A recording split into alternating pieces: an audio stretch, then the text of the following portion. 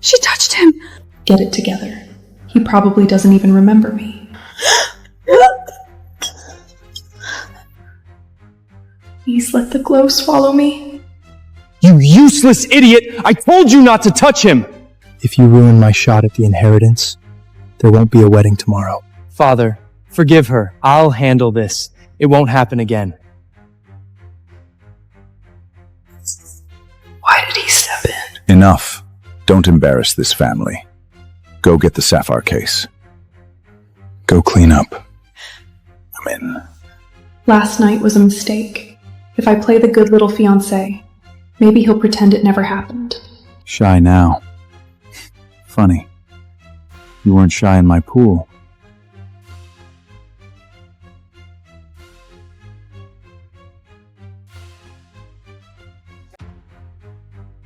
Wet it. Why can't I make myself say no? Now draw. Light it for me.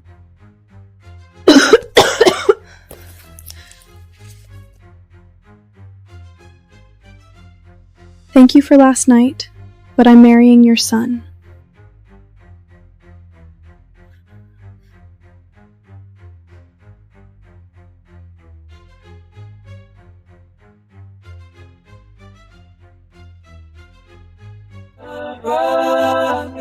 Then marry him and call me Daddy.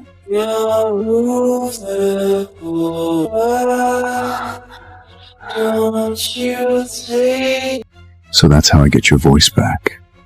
Why do I feel safe with him? Father, is Sienna in there? I'm coming in.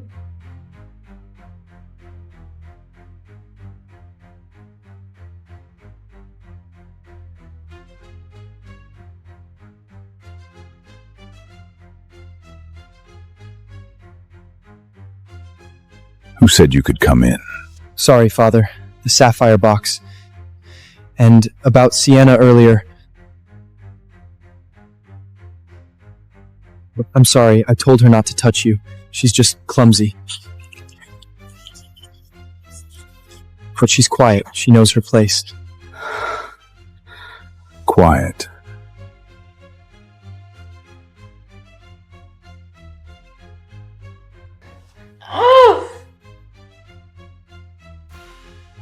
Sienna. You think she's in here? Sorry, Father. I'll go.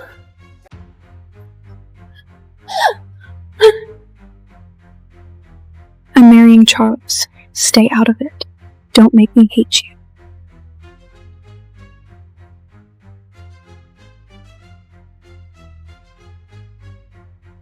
I'm sorry. For my mother, I don't have a choice. I won't stop the wedding.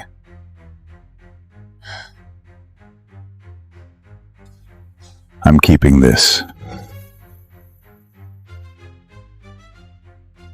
Thanks.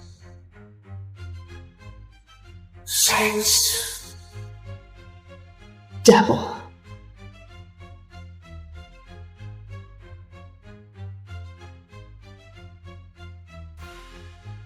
Sienna, why were you in his study?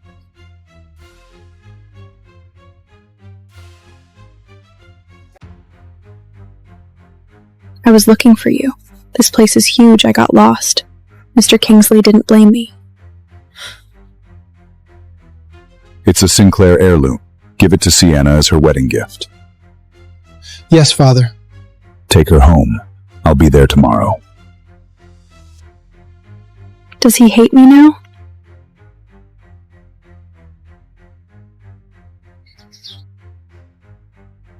No more mistakes before the wedding.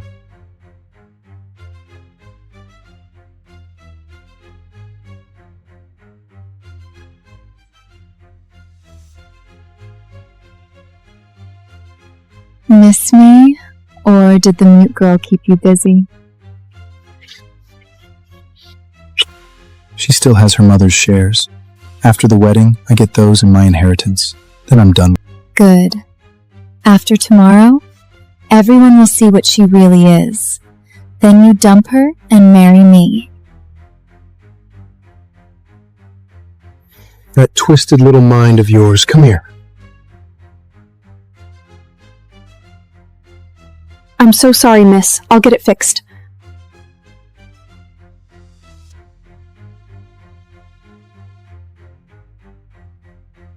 Finally.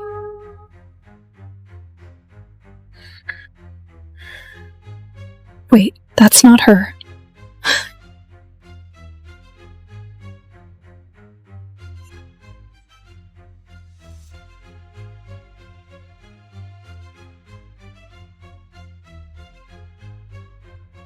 Something blue.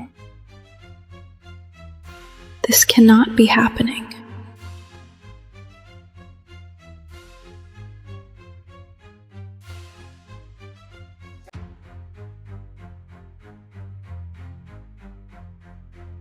Is he seriously dressing me?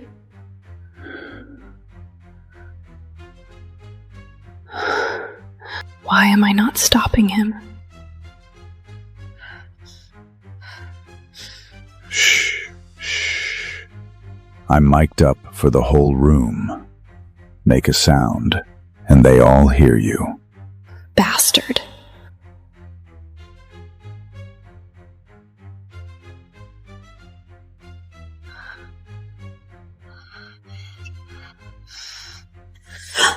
Miss Blair, they're ready for you. Go on, beautiful. They're waiting.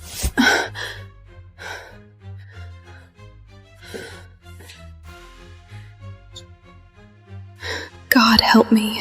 I should hate him.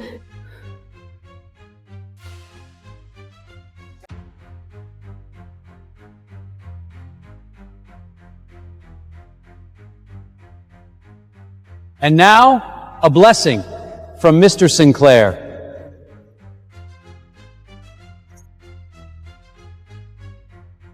Father left.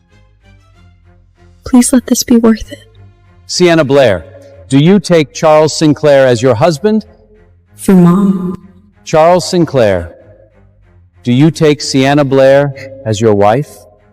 I do. Then I pronounce you husband and wife.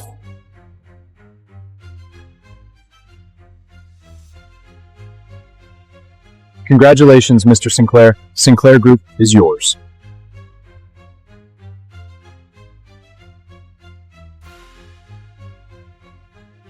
Sienna cheated before the wedding! She deserves nothing from this family!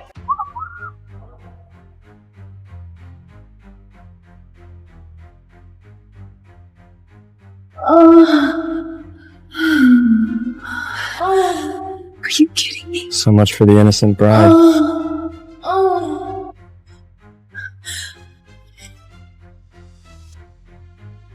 No, please.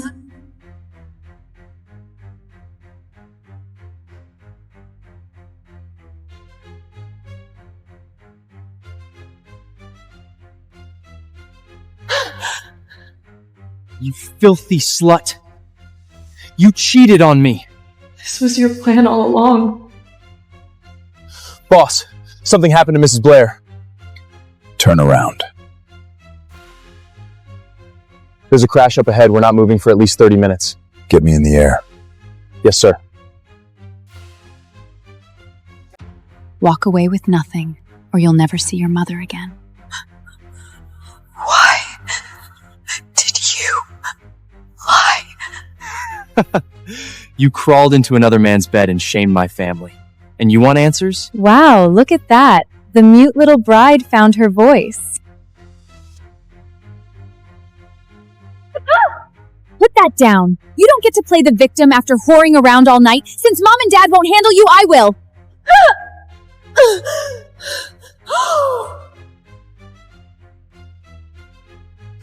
You shameless slut! You disgrace this family!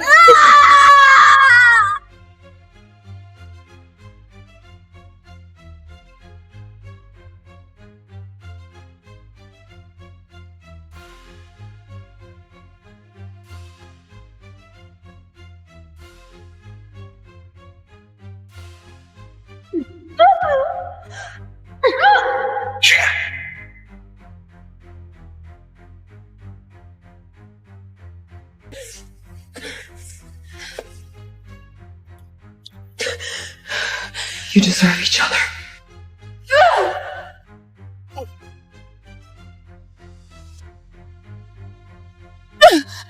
Leaving so soon? Not in that dress. Charles paid for it, you tramp. You want to walk out? Then walk out with nothing.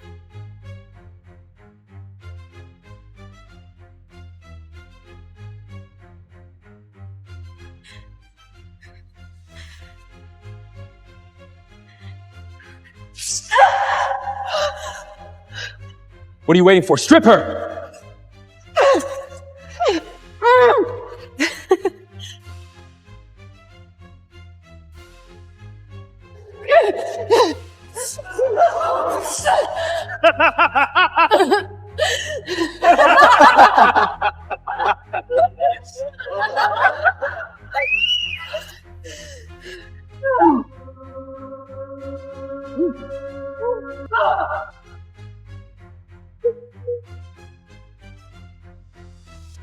Look at her. No wonder men fall for it. Keep going. I want her out of here naked.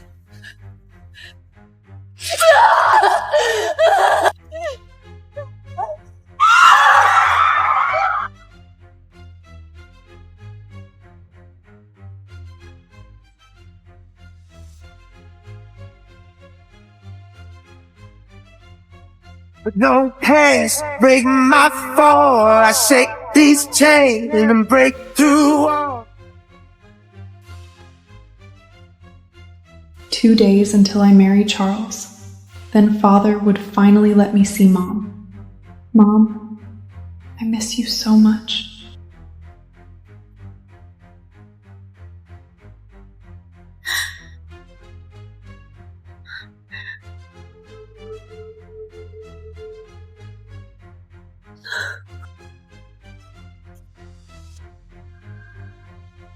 Looks like I'm caught.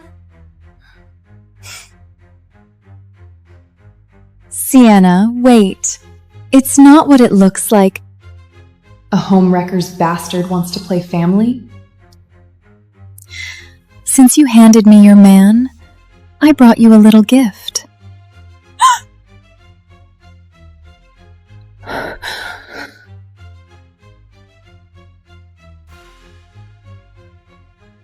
Charles, how could you do this to me? My father's here. Isa will take care of you.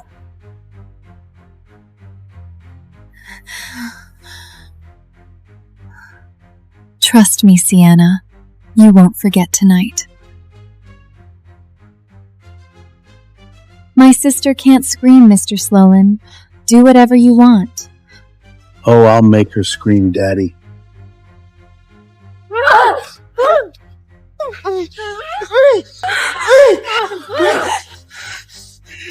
Oh, baby. You like it rough, Daddy's got you.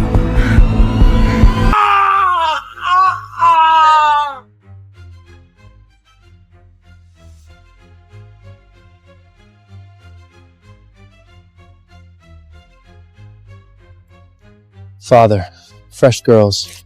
Maybe they'll take the edge off your skin hunger.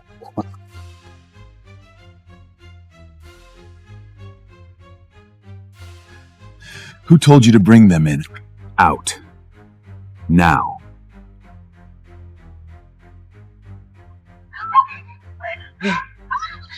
Run, you little bitch!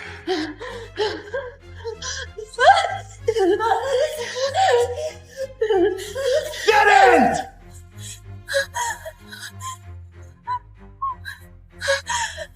Say you alone.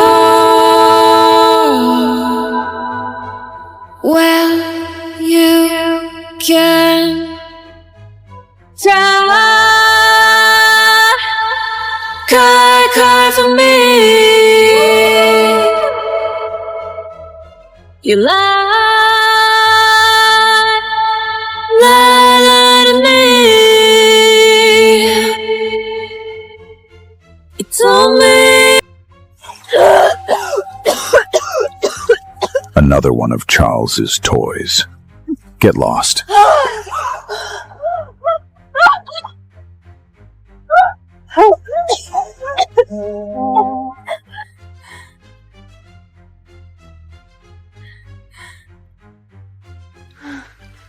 stops the hunger and wakes up everything else.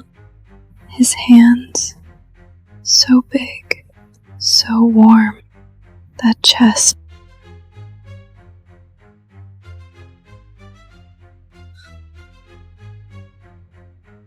Fallen angel, you sure you want this?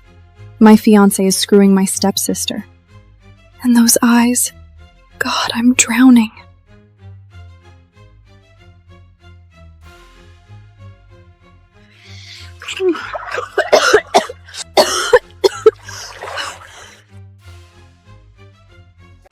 Hold tight.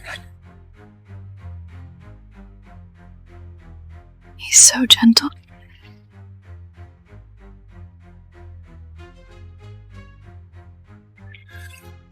You don't even look real.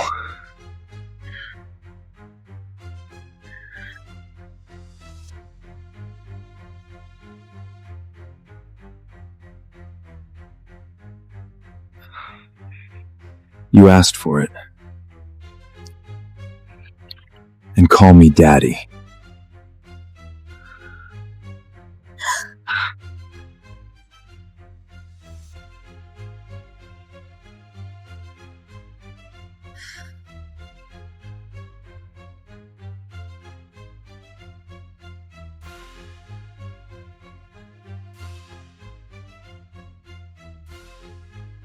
I slept with a stranger before my wedding. Why am I smiling? Sir, we found this by the pool.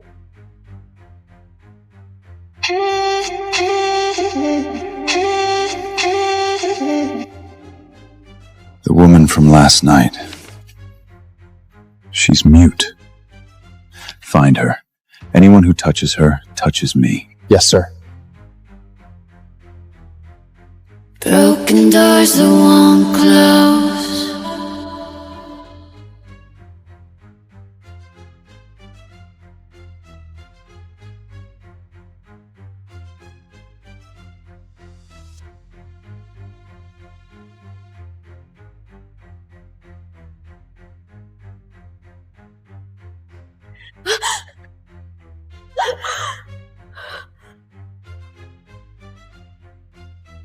You were supposed to be with Charles last night. Where were you? Oh no, where's my notebook? If Charles pulls out and that investment falls through, you'll never find your mother.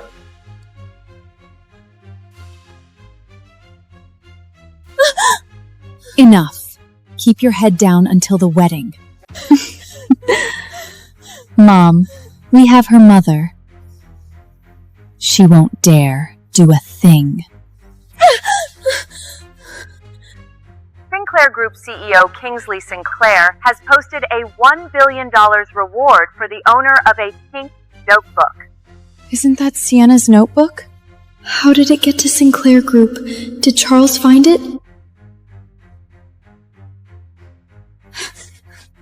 You bitch. You went after Kingsley. Her? Please. Kingsley doesn't do women, especially not broken little things like her. Sir, there's a motorcade outside. They're here to take Miss Sienna to Sinclair Manor.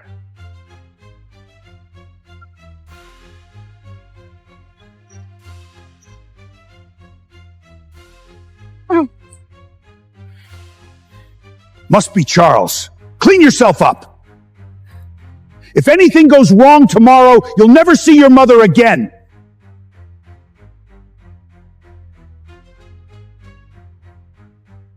Mom, once I find you, they'll answer for all of it. My inheritance is on the line today. Remember, do not touch my father. Do not embarrass me. So you and Eyeless were in on this together. I was just your ticket to the money. Father, this is my fiancée, Sienna.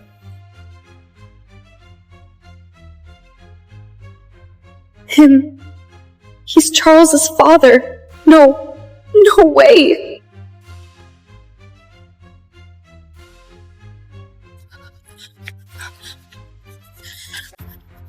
Hello, Mr. Sinclair.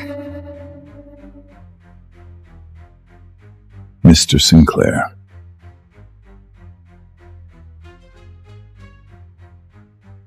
Father, Sienna is quiet, obedient. She won't get in your way.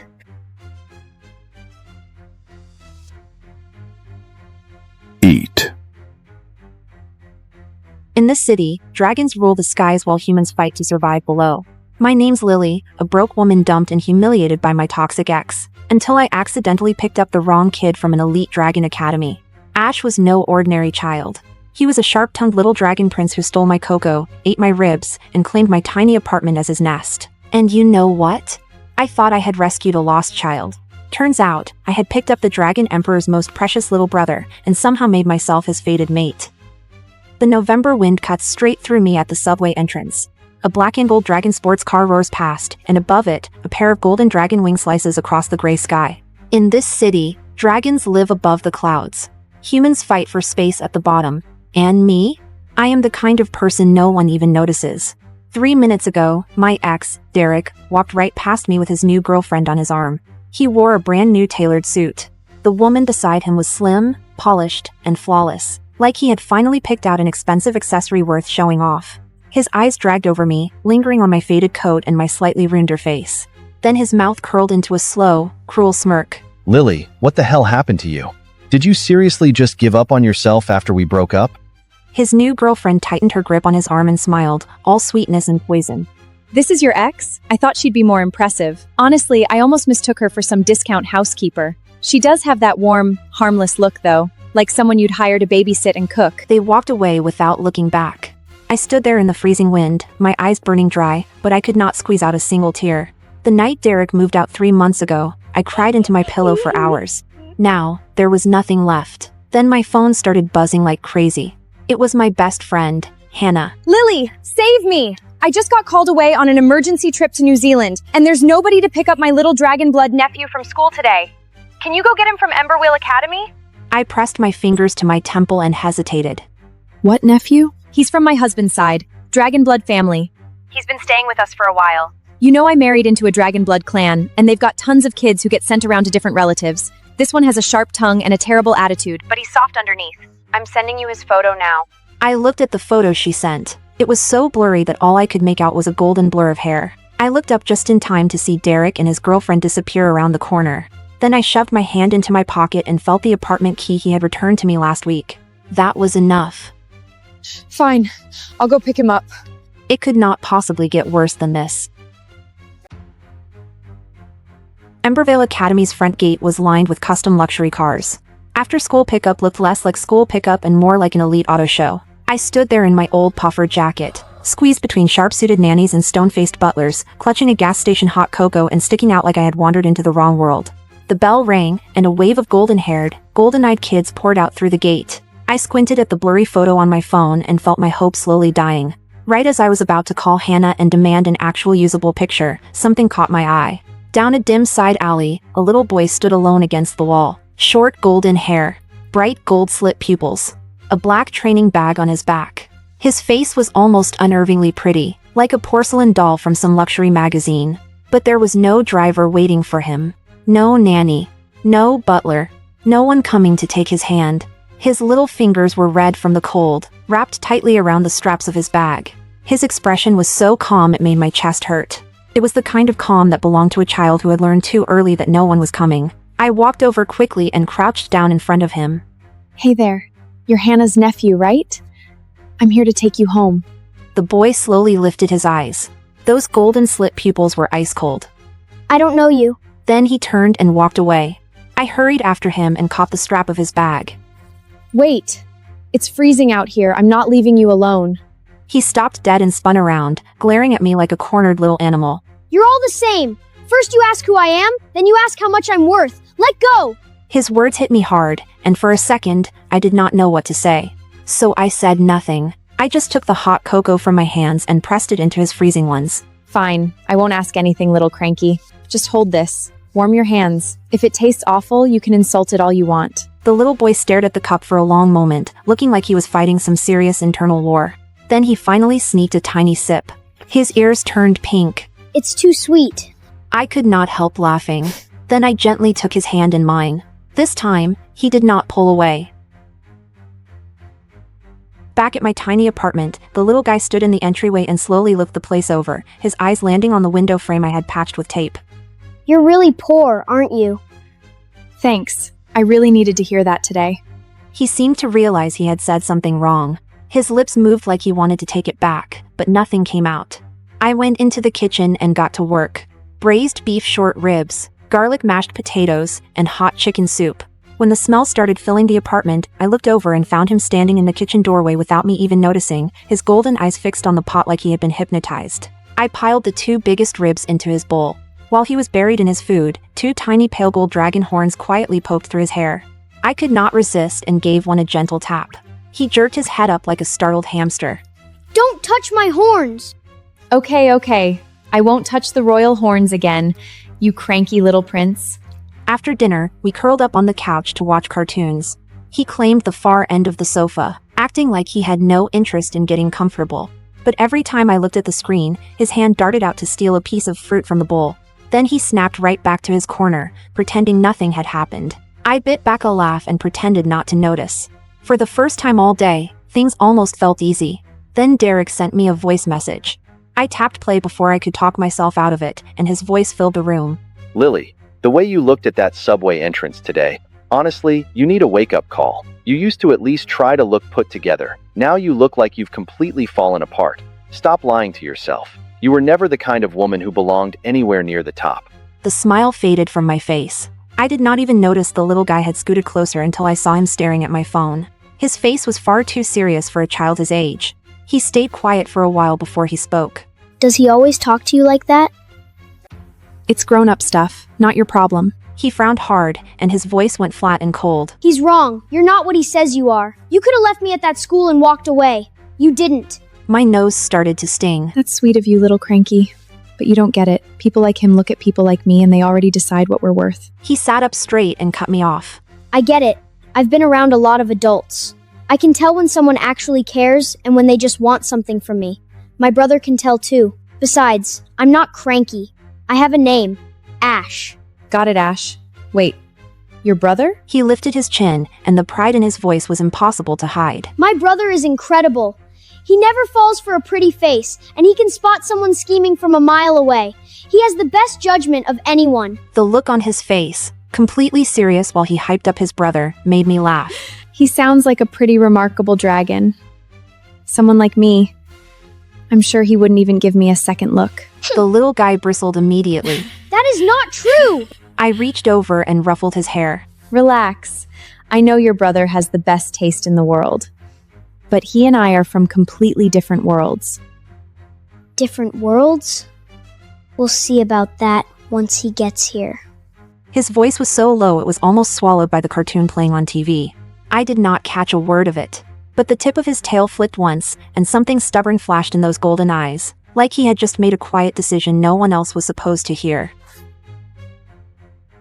The next evening, Ash had been acting strange all day. He sat on my couch hugging a throw pillow while cartoons played on the TV, but he clearly was not watching a single second of them. Every few minutes, his eyes drifted toward the balcony. At some point, he secretly pulled out that black and gold calm watch, turned his back to me, and made a call like he was planning a tiny royal escape. Hey, where are you right now? Yeah, I'm out. And made a call, and like he was planning, I'll send you royal escape. Come pick me up, I'll send you the address. Stop asking questions and just come. He hung up fast, like he was afraid one more question would blow his cover. I poked my head out of the kitchen. Who was that? Ash tucked the watch behind his back and lifted his chin, trying very hard to look casual. My brother. He's coming to pick me up in half an hour. Something hollow settled in my chest. I had known from the start that he was not mine to keep. Still, hearing that he was going home stung more than I expected. That's good. I'll feel better once your brother gets here. Ash looked at me from the corner of his eye. He opened his mouth like he wanted to say something, then only let out a quiet, grumpy little huff. The truth was, he did not want to go back to that cold dragon estate at all. My couch was not fancy. The rug was old. The kitchen was barely big enough for one person to turn around in. But here, there was hot cocoa, braised ribs, and someone who wrapped a scarf around his frozen hands without asking who he was or what he was worth. He liked it here. More than that, he wanted his brother to see it too. He wanted his brother to see the woman who had been talked into believing she was worthless, and he wanted him to see how wrong that was. Half an hour passed fast. Ash jumped off the couch and rushed to the balcony, yanking the curtain aside. His eyes lit up at once. He's here. I looked out before I could stop myself. At the far edge of the evening skyline, a blazing streak of gold tore through the clouds at an impossible speed, shooting straight toward my rundown apartment building. It came closer and closer, like a burning star falling out of the sky, carrying a pressure that made it hard to breathe. Then it crashed into the empty lot below with a thunderous boom. The light faded. A tall man stood in the cold evening air after the rain. His long black coat billowed in the wind, and his gold hair burned like fire in the fading light. He looked up once, and I took half a step back before I even realized it. This was not the presence of some ordinary rich man. This was someone born above everyone else. Someone the world had learned to bow to. I froze at the window, my heart pounding hard in my chest. That's your brother? Ash lifted his chin, pride written all over his face. Yeah. I panicked completely. I looked down at my baggy old sweater, then at the messy living room around me. You go down by yourself. Just tell him I'm not here. This place is a mess, and I'm not even wearing makeup. Your brother is obviously not a regular person. I don't want him seeing me like this. Ash immediately scowled and grabbed my sleeve. No way! Ash, come on. He came for you, not for me. Ash's voice went quiet and serious. Why do you always act like you're not allowed to be seen? I froze. He looked up at me, his gold eyes bright and stubborn. You came for me. You fed me. You never tried to use me. You have nothing to be ashamed of, so stop trying to hide. I could not find a single word to say. Then the doorbell rang. Ash let go of my sleeve and ran for the door. But right before he opened it, he looked back at me one more time, with a small, satisfied gleam in his eyes. He had said he was only calling his brother to pick him up. But in that moment, I had a strong feeling this little dragon had been scheming from the start. The lock clicked. I stood frozen in the middle of the living room, twisting the hem of my old sweater between my fingers until the fabric nearly stretched out of shape. The door swung open. Framed by the harsh white hallway light, a tall man stepped out of the dark and into my apartment. The force of his presence hit me before he said a word, and without meaning to, I found myself breathing more quietly. He was so much taller than he had looked from the balcony. His brilliant gold hair was damp from the rain, catching the light in soft waves. His features were sharp, flawless, almost too perfect to be real, but it was his eyes that made me go still. Dark gold slit pupils, cold and commanding, carrying the quiet authority of someone who had never once needed to ask for power. His voice was low and magnetic. Ash. Then his gaze shifted. Without pausing, it moved past the little dragon and landed directly on me. The second those dark gold eyes locked onto my face, his entire body went still. Not with contempt. Not with the cold, judgmental stare I had been bracing for. It was something far more dangerous. Something closer to shock, like the ground had shifted beneath him and he had not been prepared for it. His pupils widened sharply, and his lashes gave one sudden, involuntary flicker. I stood there with no idea what had just happened, only feeling a strange warmth spread through the air between us. Ash's eyes went wide, like he was watching something huge unfold right in front of him, because in his dragon sight, the aura around his always cold, always untouchable brother had started to blaze. Pure, radiant gold light rolled off him in silent waves. This was not ordinary dragon breath. This was the ancient bond signal, the one dragon blood gave off from deep inside the body when a dragon came face to face with his destined mate. It was completely involuntary. Impossible to fake. Impossible to hide. Ash looked at his brother, then at me, who clearly had no idea what was going on. Slowly, a smile spread across his face. Brother, you like her. Your face is red. Even your ears are red. The man's gaze cut sharply toward Ash, and the golden glow around him vanished at once. No, I don't. It's just warm in here. Sinking because you're needy. Ash rolled his eyes. It was freezing when you walked in. Sebastian chose to ignore his little brother completely and stepped into the room with a perfectly blank expression. He stood in my tiny living room, all height, power, and impossible composure, wildly out of place and yet somehow making my cheap IKEA dining chair look like a throne. His eyes swept the room once before settling on me. You're the one who looked after Ash? I'm Sebastian. Yes, that's me. I'm Lily. Hannah's photo was so blurry that I thought Ash was her nephew. I didn't know he was your brother. It was a misunderstanding. I'm sorry. I stumbled over the words and, out of habit, tugged at the hem of my top to cover the soft curve of my waist. Sebastian noticed. Something subtle and unreadable flickered in those dark gold eyes. Ash refused to let the awkward silence last. He ran to the dining table, pointed at the plates I had not cleared yet, and launched into his sales pitch with absolutely no shame. Try this! Lily's braised beef ribs. They're 1,000,000 times better than anything that fancy chef at the estate makes. Sebastian's eyes landed on the table. His brow lifted almost imperceptibly as he put on his best high-end mighty act. You let him eat this? There's no nutritional value in any of it. I already ate at the estate. I don't have time for this.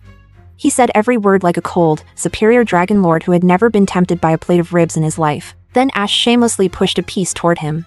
Sebastian looked at the rib, then at me standing there awkwardly, and his body betrayed him completely. He went quiet for a moment. Then he took the fork and took a bite. For one split second, he stopped chewing. The flavor hit him all at once, deep, rich, and far better than he had clearly expected. Under Ash's deeply smug stare, the cold and untouchable dragon lord made no move to slow down. Elegant as ever, he reached for a second piece. 2 minutes later, Sebastian had finished the entire plate of braised ribs without showing a single readable emotion. He had also quietly eaten most of the garlic mashed potatoes on the side. Ash sat across from him with the most smug, told-you-so expression a child's face could possibly hold. I thought you said you weren't hungry. Sebastian folded his napkin with perfect composure, let his gaze drift slightly to one side, and kept his voice carefully even. I said I had already eaten. That does not mean I cannot eat. Besides, wasting food is unnecessary. Right. But you waste the French chef's food at the estate all the time. Funny how you suddenly care about waste when it's Lily's cooking. Their back and forth made me laugh before I could stop myself. The sound pulled Sebastian's eyes back to me. I suddenly felt self-conscious and held out a napkin. You've got a little sauce? Right there, at the corner of your mouth? He took the napkin. His warm fingertips brushed the back of my hand for barely a second, but my heart reacted like something had gone completely wrong with it. Sebastian cleared his throat, looked away, and the tips of his very handsome ears flushed red. Then came the tug-of-war over whether they were actually leaving. Sebastian stood up, his composure firmly back in place. Ash, we're going back to the estate. You have class tomorrow. Ash wrapped himself around the back of the couch like a koala and launched into full protest mode. I'm not going! Tomorrow is Saturday! This place is 100 times better than that freezing estate. He was shameless about it, making a scene while shooting meaningful looks at Sebastian the entire time. Because through that obvious mate bond reaction, Ash had already figured out that his brother did not actually want to leave either. The Dragon King sat back down, still pretending to be the firm older brother, but the effort behind it was painfully weak. Ash was not about to let him get away with it.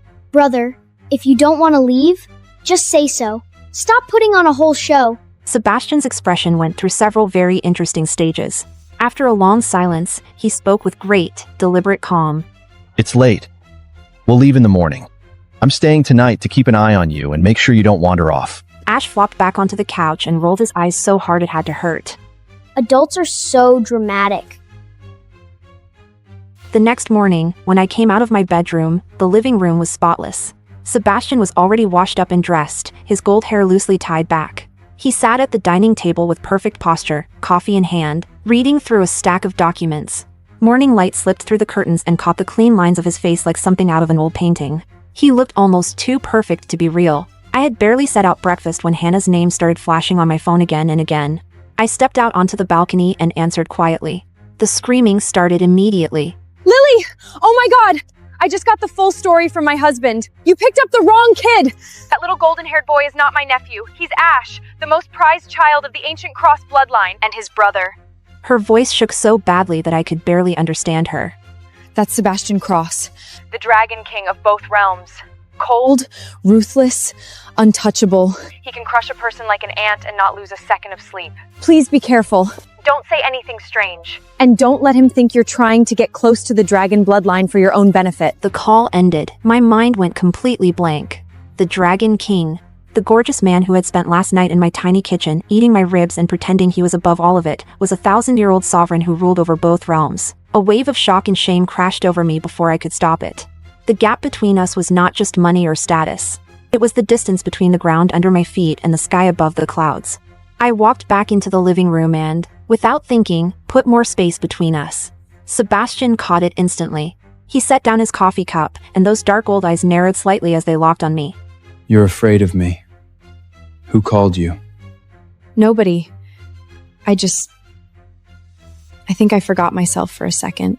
We really aren't from the same world. Your Majesty, you should take Ash home.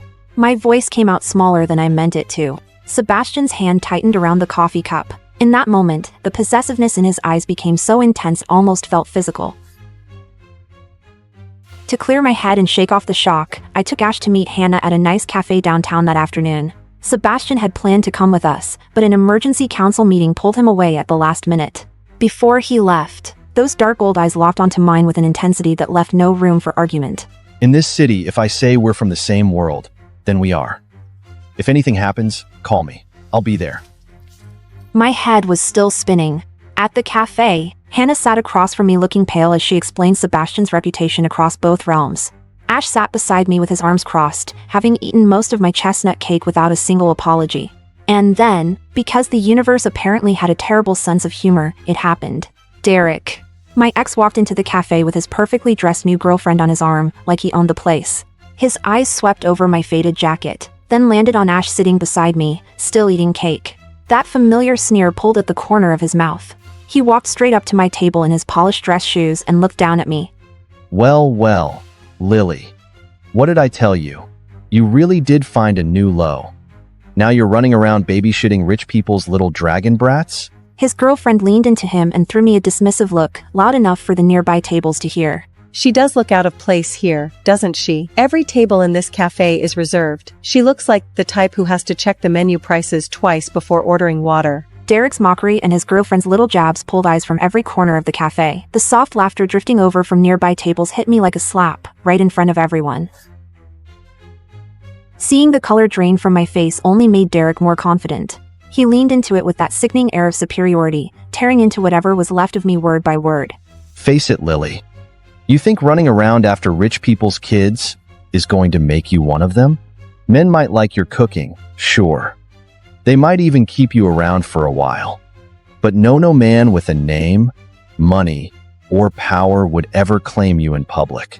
You're not built for that life. You never were. Every word landed exactly where he wanted it to. The dignity I had spent 3 months carefully piecing back together came apart in seconds. The stares, the whispers, and the contempt pressing in from every direction made me go cold all the way to my fingertips. I was so humiliated I could barely breathe. Hannah slammed her hand on the table and shot to her feet. Derek, shut your damn mouth! And Ash completely lost it. His small fists clenched until his knuckles went white. Those bright gold pupils narrowed into razor-thin slits, the kind that meant real danger. He stepped in front of me as faint golden scales flickered across his skin, anger rolling off him in waves. You absolute idiot! Do you have a death wish? Some cheap nanny's little half-blood mutt thinks he can talk to me like that? The moment Derek's hand moved toward Ash, everything changed. Boom! Every floor-to-ceiling window in the cafe exploded outward at once. A wall of light and howling wind tore through the room like something divine had just descended. People screamed. Cups shattered. Chairs scraped hard against the floor. Then, in the ringing silence that followed, Sebastian walked in through the wreckage. Gold light blazed around him. Glass and debris scattered beneath his feet. Every step he took carried a murderous pressure so heavy that the air itself felt wrong. His golden hair whipped wildly in the wind. Those dark gold slit pupils had turned full blood gold, the color of a sovereign in absolute fury. The dragon authority pouring off him, the kind that could force 2 realms to their knees, slammed down over the room. Derek dropped to his knees in the broken glass before he even understood what was happening. Sebastian did not spare him a single glance. He crossed the room in a few strides and reached me. Then, in front of every frozen, barely breathing person in that cafe, his powerful hands, faintly traced with glowing dragon marks, pulled me against him. Completely. Protectively. Like I was the only person in the room who mattered. Only then did he look down at Derek, who was crumpled in the glass. His voice came out low, quiet, and absolute, like a verdict no one had the right to appeal. You said no man would ever claim her? Try saying that again. On Oak Ridge Estate's manicured lawn, the sun blazed over my wedding gown. In front of me, Chloe, my maid of honor and so-called best friend, smirked into the microphone during her toast. I'm so happy for Nina. I mean, after her little private procedure at the abortion clinic last month. I honestly didn't think she'd make it down the aisle today. Oh gosh, I'm just kidding. Don't jump to any weird conclusions. In my previous life, I had scrambled to explain it was just a minor cyst removal. but Chloe cut me off with a condescending cackle. Sure, assist, because regular cis totally require a wealthy sugar daddy to sign off on your consent forms, right? Nina, come on. It's just a joke. Why are you getting so defensive? That vicious lie enraged Gavin's family. Gavin slapped me across the face, called off the wedding, and left me so broken that I finally took my own life. But now, fate hit rewind. Chloe was putting on her fake, panicked show, while Gavin boiled over with rage. I stepped up calmly, snatched the microphone, and shoved it against her glossy lips. Keep going. Tell them everything. Chloe staggered back a step, her eyes widening in utter shock. She never imagined me, her usual quiet doormat, would call her out in front of all these Hampton socialites. She tilted her head back quickly, instantly slipping into the act of a shaken, fragile victim. Oh my gosh, Nina, you scared me. I just blurt stuff out without thinking. You know how I am. It's your wedding day. You don't have to make a sense to ruin your own wedding. If it's a joke, finish it. Tell everyone exactly what you saw at the abortion clinic. Every detail. Let's all laugh together. Excitement flickered in her eyes. She thought I was bluffing. Nina, don't push me. Everyone's watching. She scanned the crowd to make sure all eyes were glued to her before speaking again. I'm just saying, I would never intentionally bring up that older guy covering your entire surgical bill. Shocked whispers rippled through the crowd as guests exchanged knowing looks. Chloe clapped both hands over her mouth, eyes wide with theatrical horror. Oh God, see? This is exactly what I mean. I can't help myself. Gavin, Mrs. Vant, please. That man was probably just a distant uncle of Nina's. I'm sure there's nothing between them. Don't read anything into it. Seconds later, the hundreds of guests erupted all at once. Oh my God! So she cheated on her fiancé, got pregnant by some sugar daddy, and had a secret abortion. She seems so nice, but she's a total fraud. The Vanders are never gonna live this down. Gavin glared at me like a feral animal. His fists clenched tight enough to whiten his knuckles. Nina! What the hell is this supposed to mean? Over at the head table, his mother, Eleanor Vance, snapped completely. She slammed her palm hard against the white marble tabletop. Explain yourself! Now! Or the wedding is off! I watched them scream and spiral with cold detachment. I slowly turned toward my seething fiancé and asked one quiet, cutting question. Gavin, just because Chloe ran her mouth with a few so-called jokes, you're taking her word over mine? Gavin froze for a split second, a flicker of hesitation crossing his bloodshot eyes. But right then, Chloe let out a loud, mocking cackle. Spare me the act, Nina. How about you swear to God right now that you weren't at St. Luke's private clinic for a procedure last month on the 15th? If you swear it, I'll get down on my knees and apologize to you right here in front of everyone. Hundreds of judging eyes burned into me. All hesitation vanished from Gavin's gaze, washed away by searing embarrassment and fiery anger. Nina, answer her! Were you at St. Luke's on the 15th or not? I held his stare, my tone cold and unshakable as ice. Yes, I was. Chaos exploded across the lawn all over again. Back among the guest seats, my parents were beside themselves with panic. My mom's eyes filled with tears, and she tried to bolt toward the altar, only to be blocked by several nosy, catty guests. Only went to have an ovarian cyst removed! It's nothing like what all of you are insinuating! At my mom's desperate plea, Chloe smirked even wider, her whole body shaking with smug victory. She turned to the crowd, putting on a fake, wide-eyed innocent routine to taunt everyone. Okay, an ovarian cyst. Let's go with that.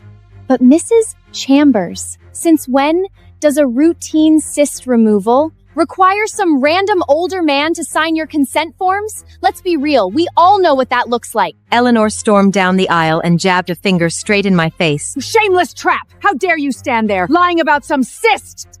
Gavin had fully lost it by now. He tore the white rose boutonniere off his custom lapel and hurled it straight at my face. You actually cheated on me with some old guy and had an abortion? I'm done with you.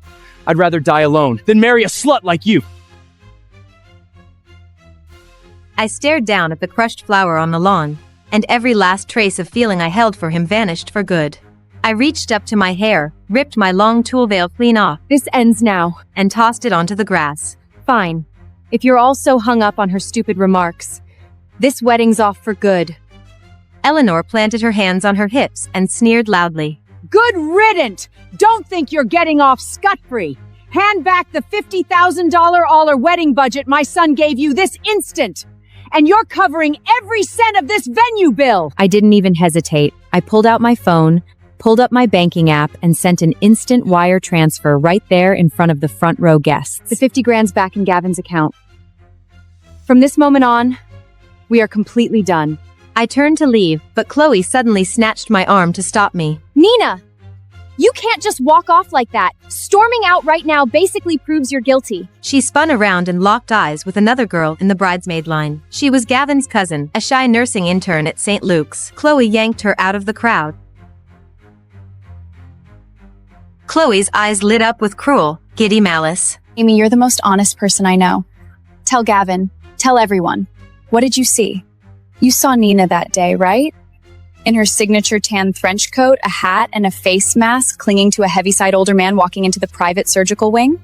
Amy started stammering, eyes darting anxiously across the crowd. Hundreds of wealthy guests locked their eyes on her, waiting for the final knockout blow. She swallowed thickly, avoiding my eyes entirely. Her hands twisted together at her waist. I was at the admissions desk that day. I did see someone who looked a lot like Nina. There was a heavy-faced older man right beside her. That testimony sealed my fate. The entire outdoor venue erupted into shouts and jeers. Wow, Chloe wasn't just starting drama, she actually brought receipts! She's got some nerve showing up after that. Get her the hell out of here! Eleanor's manicured hand trembled violently as she pointed straight at me. Amy has no reason to lie. What do you have to say for yourself now? You shameless liar! Gavin shook with blinding rage, lifting his hand to strike me, before freezing at the last second, dropping his arm with a low snarl. I must have been out of my mind to fall for someone as disgusting as you! Chloe could barely hide her triumphant grin. She let out an overdramatic, Gavin, don't take this too hard. You know I'm a straight shooter. If I hadn't stepped up and risked our friendship to expose the truth today, you'd have been played for a fool and cheated on for the rest of your life. She turned back toward me, her eyes oozing unfiltered mockery. Nina, out of every guy in New York City, why pick some out-of-shape older man? What did you even see in him? His receding hairline or his liver spots? Amy, tell everyone the rest of what you told me. Wasn't that woman that rare limited edition designer perfume Gavin imported from Europe last month? Yes. It was that exact fragrance. It's one of a kind. I'd never mix it up with any other scent. Did everyone hear that? The perfume matches perfectly too. Nina, don't tell me this is just another wild coincidence. I stood calm and quiet, watching Chloe dig her own grave with every lie. I didn't waste my breath arguing, just wearing a faint, icy smile. The perfume is a nice touch, I'll give you that. But Chloe, is that really all you've got? Chloe rolled her eyes. I didn't want to drag your name through the mud like this, Nina. But you're utterly shameless! Before anyone could react, she scooped my white satin bridal clutch off the table. She spun back to the crowd, holding my clutch high above her head like a victory trophy.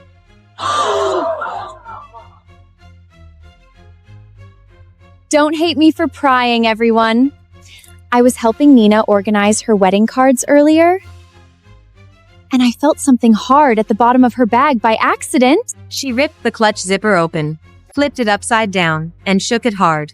A lipstick, pressed powder compact, and tissues spilled across the lawn. Alongside them fell a sealed pillbox, a crumpled document, and a gold hotel key card. Chloe snatched the paper instantly and held it up for the whole crowd to see. Look at this, everyone! A positive 7-week ultrasound. Then she flicked the pillbox with the toe of her heel, sending it skittering away. And this! Mifepriston! Abortion pills! She clapped a hand over her mouth, putting on a devastated fake act. Didn't you claim it was just an ovarian cyst? Oh God, what am I saying? Everyone, just forget it! I'm sure there's a perfectly logical explanation for why our innocent bride has abortion pills in her bag. Right?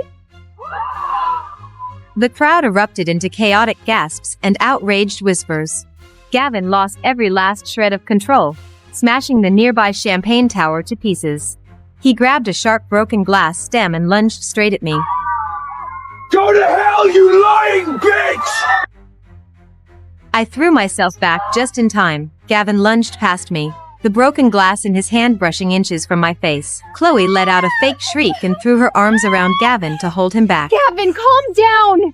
She's not worth ruining your entire life and ending up in jail! She glanced back at me, dripping with smug triumph. Nina, look at the mess you've landed yourself in. Why even bother putting on a brave face? Get on your knees and beg Gavin and Mrs. Vance for forgiveness right now. And maybe they'll cut you some slack. The surrounding guests piled on, pointing and shouting accusations my way. I stepped straight up to Chloe and glanced down at the abortion pills scattered on the grass. Chloe, you're telling everyone all these items fell out of my bridal clutch? Obviously they did. It happened right in front of everyone. Are you gonna claim I planted this stuff? You're 100% certain about that? I swear on my life, every last thing came out of your purse. I nodded, a sharp, cold smile spreading across my face. Perfect. That's exactly what I needed to hear. Since you've sworn on your life, let's show everyone something far more revealing. Chloe's smirk faltered instantly.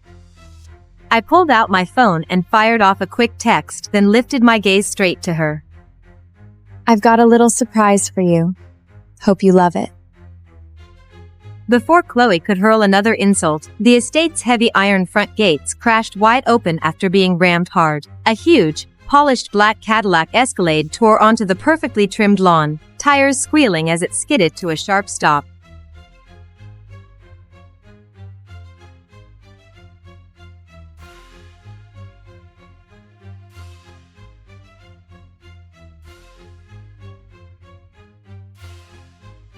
Don, la signorina Bianca ti sta aspettando al piano di sopra.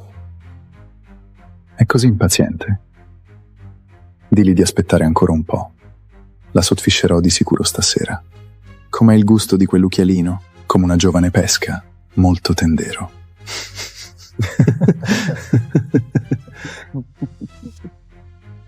What they don't know is that my grandmother was Sicilian. I understand every Italian word they say, including that little birdie. That's my own sister. Baby, what's wrong? Nothing. I'm going to have a drink with the brothers. Wait for me.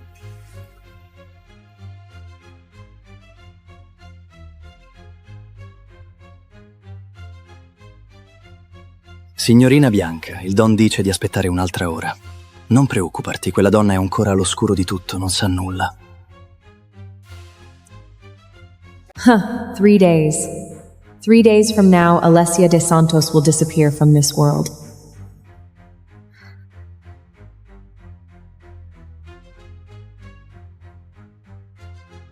Baby, why are you here alone? Did you miss me that much? I should have neglected you. I just wanted to get some air, and I wanted to ask you, would you ever betray me? You know, I made a vow, if I ever betray you, may I never find you again, may I never see you again in this lifetime. Then you'd better remember what you said, and the oath you swore to God. I will never betray you. I swear on the family honor. Too bad. You already have. And that person is my own sister. She's upstairs right now.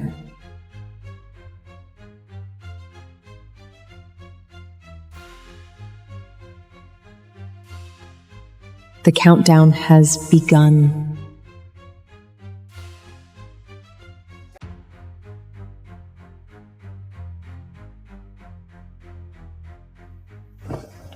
Are you tired? Not really. Did you enjoy tonight, baby? Yes. Everything you arranged made me happy. Because you deserve the best, my dear.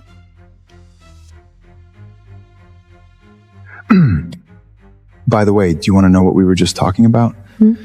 Enzo was talking about a family on the West Coast. That Don had a mistress, his wife found out, and now they're getting a divorce. Then what do you think? Where did that Don go wrong? He was wrong to get caught. Just kidding. Of course not. He was wrong to betray her. I've said it before. Betraying your woman is betraying your own throne. Then you'd better not follow his example. Don't worry. I never will.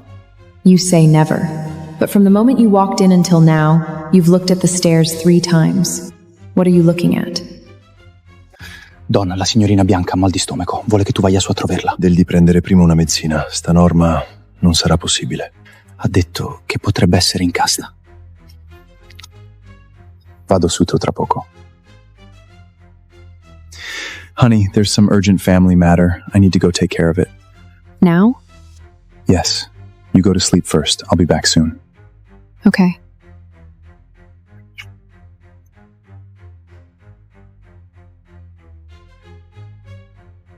You're that eager to let me know?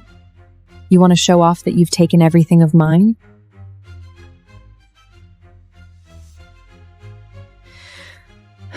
Alessia? It's so late? Professor, I've accepted the invitation. My God, that's great news. Have you made up your mind? Yes. What happened? You've been with him for 7 years and never mentioned leaving. Why so sudden? He betrayed me. I know about this. He has a mistress? I've heard some rumors too. It's not that simple. He also touched my own sister. And that mistress is my sister. Biana? Yes. I understand. What do you need me to do? The highest level security protocol. Erase all my public records. Identity, education, medical license, bank accounts, everything of mine. Once erased, the person Alessia De Santi will disappear completely from the face of the earth. Damien will go crazy. He won't. He was able to do something like that and never considered me. He's a complete bastard. Okay, trust me. I'll arrange it. I'll send someone to pick you up. No need. I'll go myself. How will you get out on your own? The entire East Coast is his territory. I have my ways. In the dark, it never light to save me. This night seems to last forever. Am I meant to 7 years ago, you put this ring on my finger and said I was your one and only queen. 7 years later, I'm giving back everything you gave me. Still awake? Waiting for you.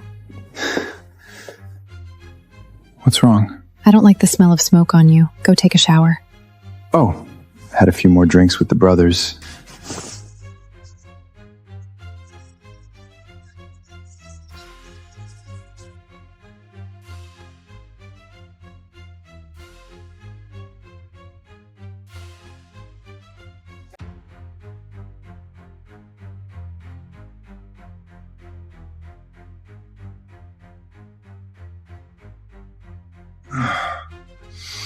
Good night, wife.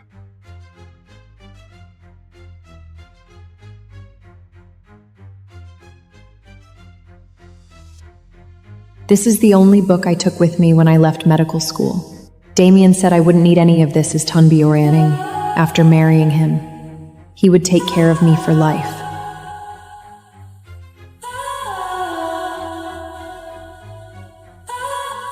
Some things can't be taken with you, and there's no need to.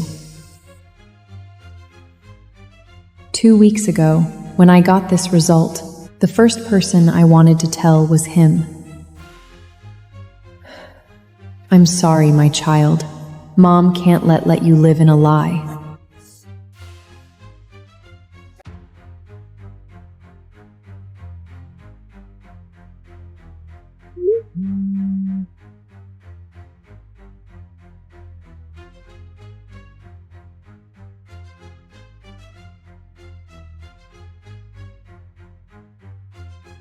Why are you packing clothes? Changing seasons, getting ready to put away the clothes I don't wear. I have to go out this afternoon. Might not come back tonight. Family business again? Yes, some trouble with the Romano family. Be careful. Don't worry. I'll take care of myself. By the way, this is for you. It's from your favorite jewelry store. What is it? A 7th anniversary gift. I was going to give it to you tonight, but since I'm going out, I'll give it early. Thank you. You always deserve the best.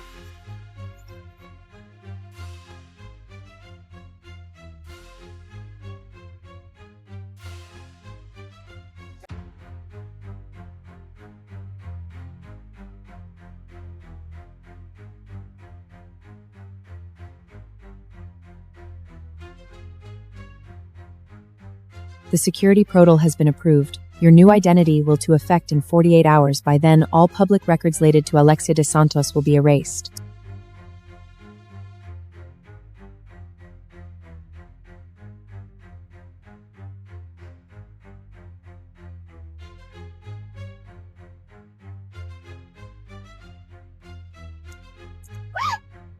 This child doesn't need to be born into that family.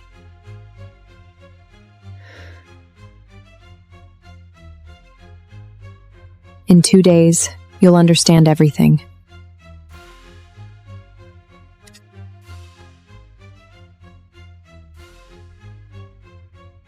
Two more days, Alessia. Hang in there. You can do this.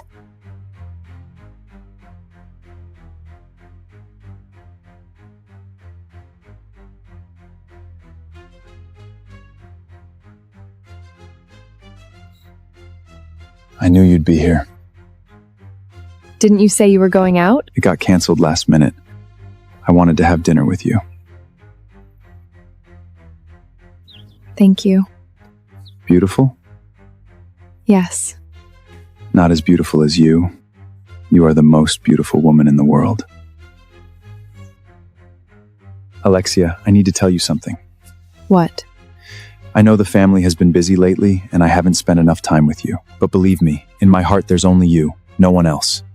I swear on the name of the Rosso family, I will never betray you. What if you already have? What do you mean? I mean, what if? What if one day I find out you've betrayed me? What would you do? Then I would beg you for one chance. I'd spend my whole life making it up to you. What if I don't give it? You will, because you love me.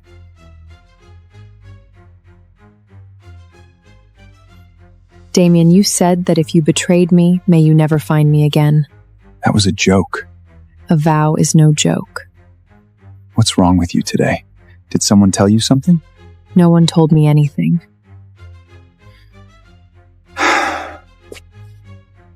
Don't overthink it. You are my queen. Always. You say I'm your queen. But on your throne sits my sister.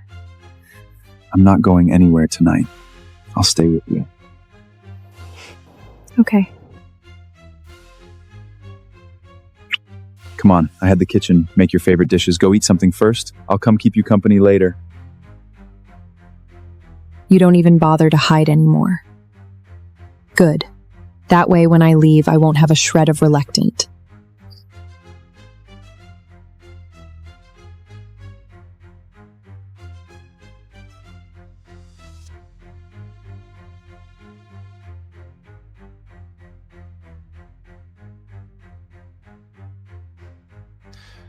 Donna, do you need any help?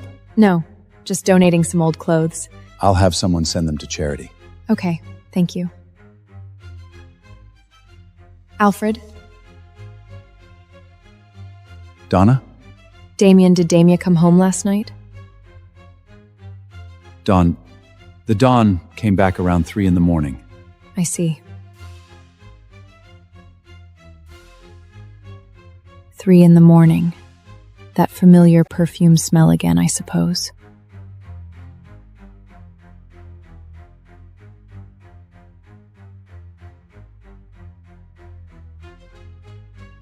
Damien, when are you going to divorce that bitch? I don't want to sneak around with you anymore. That old woman won't give up her position. How can we be together?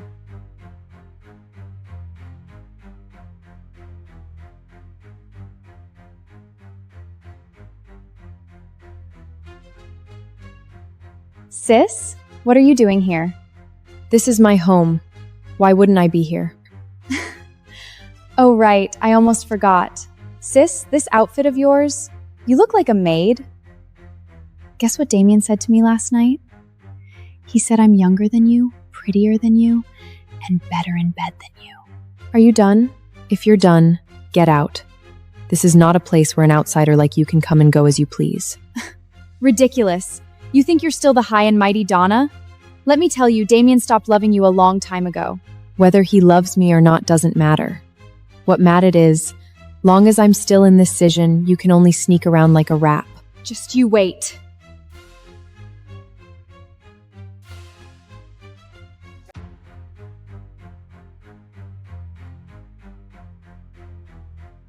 Ever since we were little, you've competed with me. For toys, for dresses, for our parents' love. Now you even want to steal my husband.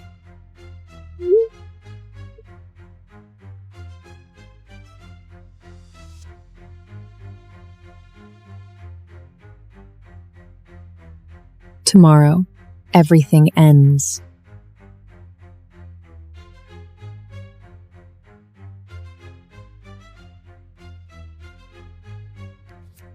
Tomorrow at 3 p.m., after I leave, you'll disappear with me.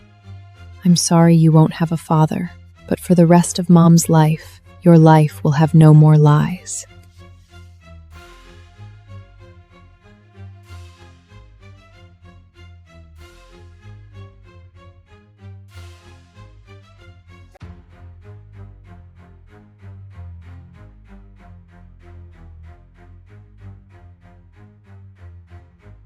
What a pity.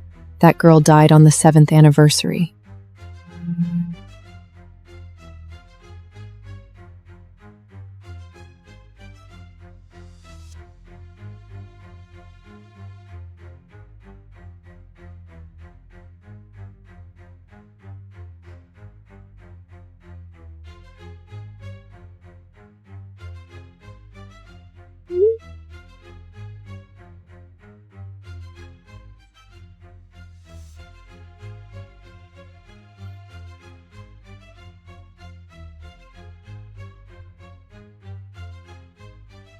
Damien. Goodbye, Darmian.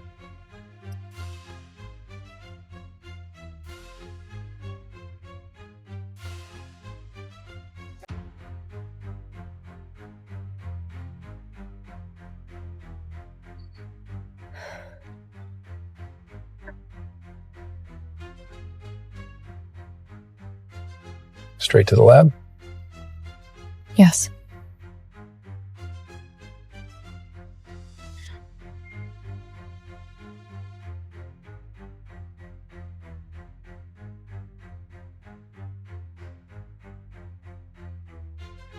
Wait a minute, pull over.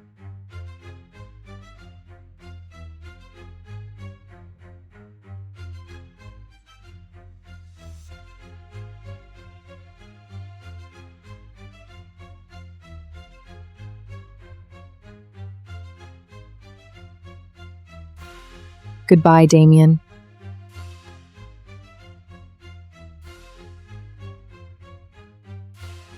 From now on, Alessia de Santis no longer exists.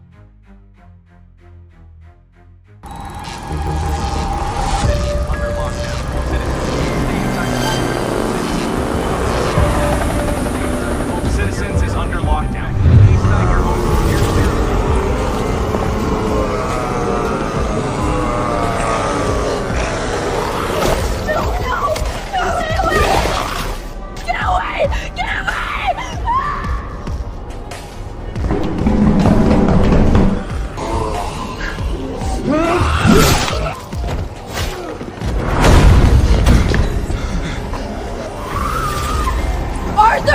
Arthur, help me! Arthur, please don't leave me! Help me! I'm so scared, I can't breathe.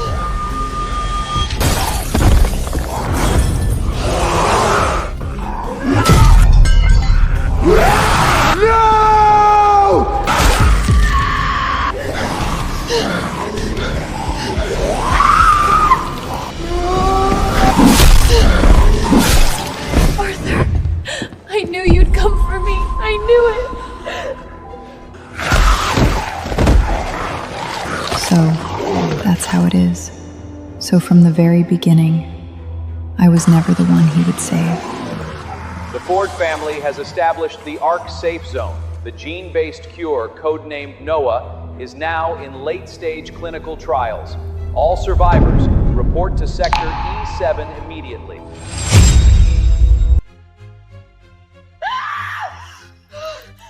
I died, torn apart, bled out, every last drop.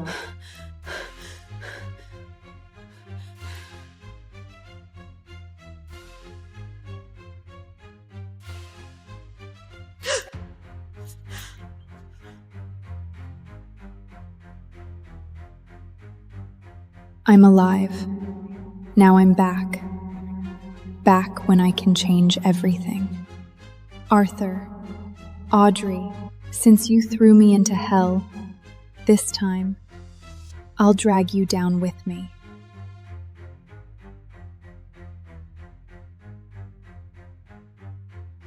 New viral mutations have been reported across multiple regions. Citizens are advised to avoid going out after dark. Ford Group's ARC base has entered final preparation.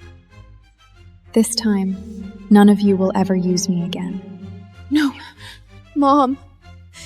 If you make me marry that man in a coma, I'll take them right now.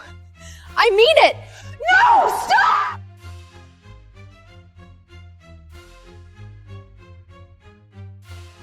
Why should I have to marry Julian Ford? He's basically a vegetable.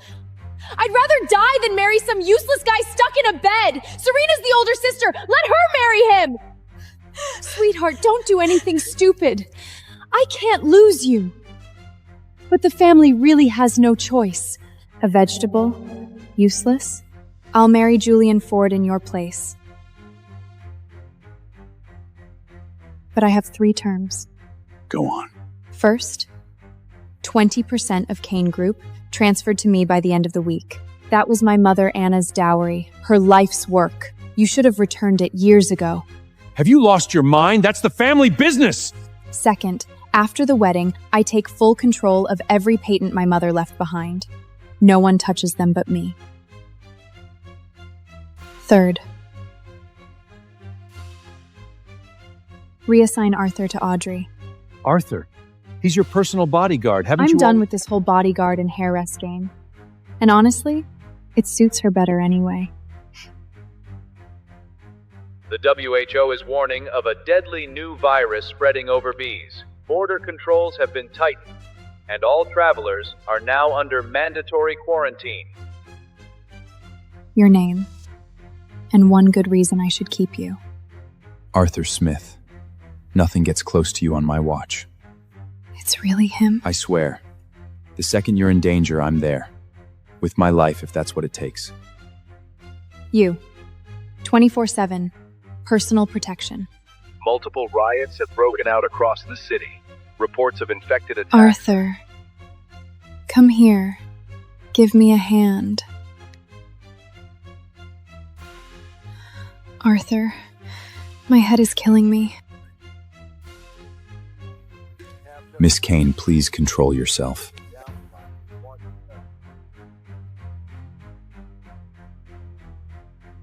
I had a nightmare. Monsters everywhere. Outside. I can't sleep alone. Miss Kane, you're a grown woman.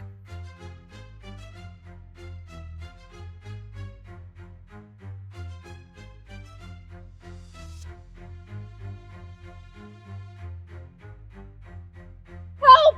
Arthur! Help me!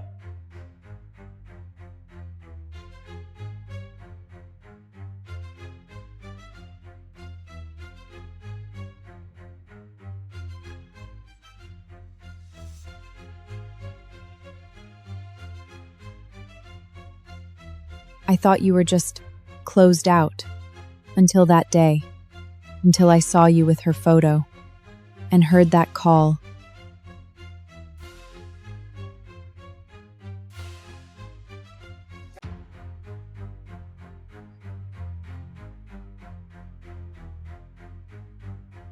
Come on, man, you're still playing this bodyguard and heiress game? The heir to Penn Group working as Serena's personal bodyguard just to get close to Audrey? That's next level insane. Serena's gorgeous. She's all over you every day, and you seriously feel nothing? As far as I'm concerned, Serena doesn't exist. Never has.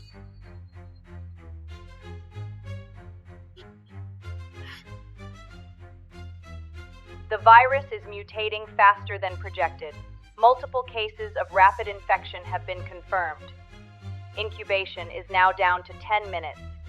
All residents are urged to stockpile at least 2 weeks of food and water. Tomorrow you're coming with me to a charity auction. Miss Kane, the threat level is minimal. I should stay at the estate. No. I need the sunken ark, the piece Peter Wilson wants.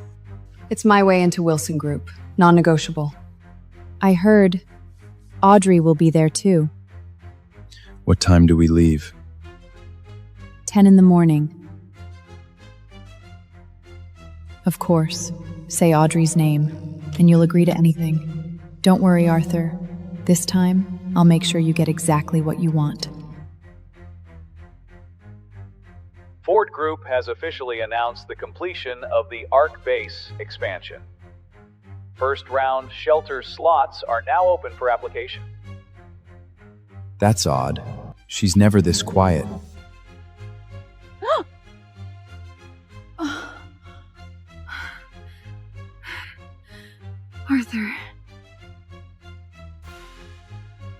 Arthur, help me put this on. Miss Kane, one of the maids can help you with that. But I want you to do it.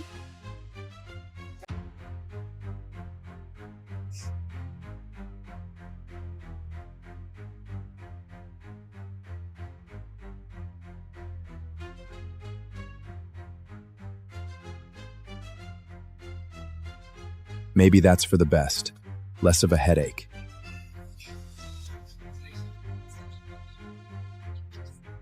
Serena! You're here too! I've missed you so much! Come give me a hug! Keep your distance. Serena, what's wrong? Why are you being so mean to me lately?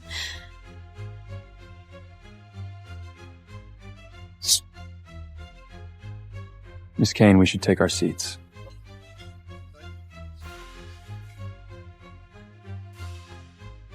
Disgusting. Ford Group has announced that the Ark Safe Zone and its gene-based cure has successfully been. The end is beginning. Ladies and gentlemen, next is tonight's final lot, the Sunken Ark. Opening bid, $3 million. 5 million. 6 million. 7 million. 7 million once. 7 million twice.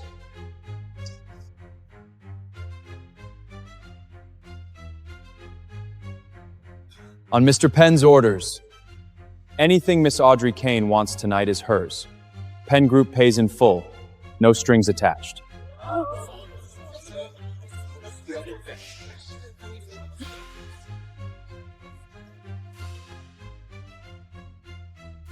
Miss Kane, looks like you don't have strong enough backing after all. The Sunken Ark is off the table. So are we. No, Mr. Wilson. I have other patents. I can go higher. I can... No. It's chaos out there. I'm getting back to my safe house. Good luck.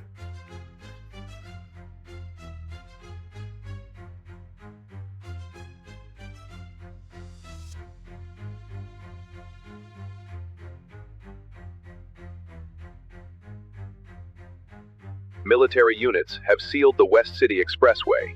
The pathogen is spreading beyond projections. All residents, shelter in place. Curfew is effective immediately. Violators will be detained.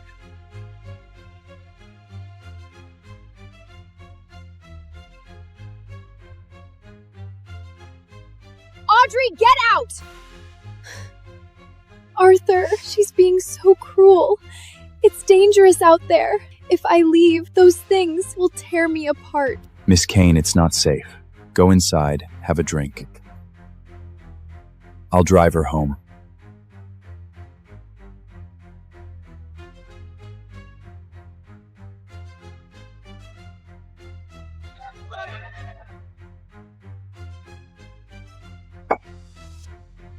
Don't follow me.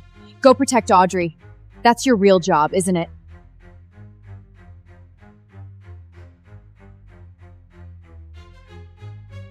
Arthur, I'm dizzy. I think I had too much. Can you take me home? It's so loud, I'm scared. You all right? Please take me home. I don't want to stay here. Look, she's having the time of her life. She doesn't need you.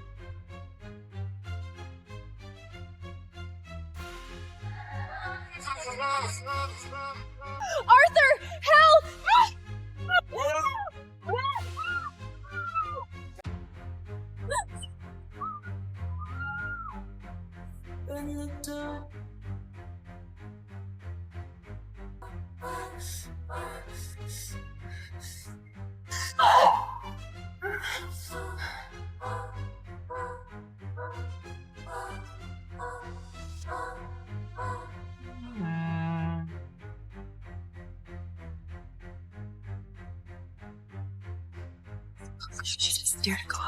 The red means chosen, the white means leave. Tonight, we select the one to stay with Lord Damien Blackhood.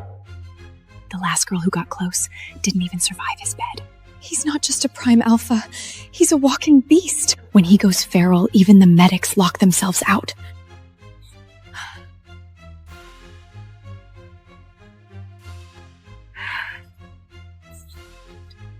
Keep your head down, Leela. Hide in the back. Do not get chosen. Damien Blackwood is a ticking bomb. When his alpha pheromones go feral, you're dead. A prime alpha, a beast who ravages his woman for days. Damien, you're the only cure for my burning fire.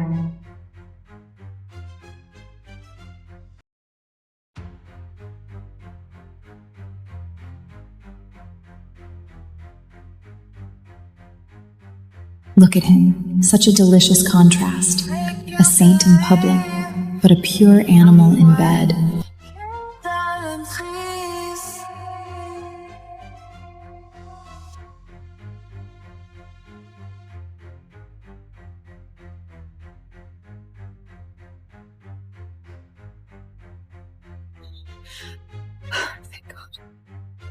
Leela, grab a white one and get back here, now. Lila, don't be a fool! Look at her. Another gold digger chasing a pipe dream. Watch me taming you, beast. No man can resist this.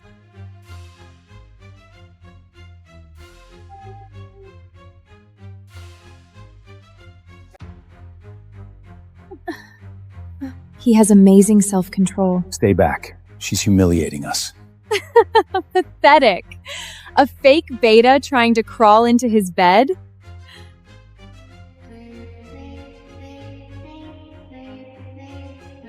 If you felt absolutely nothing, you wouldn't have dodged me that fast. Lucky I came prepared. That red is mine.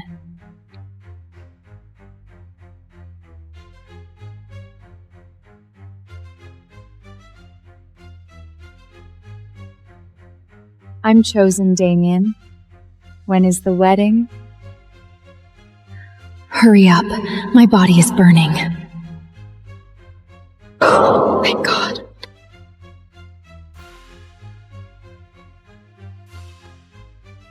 Who said being chosen means you get to be mine?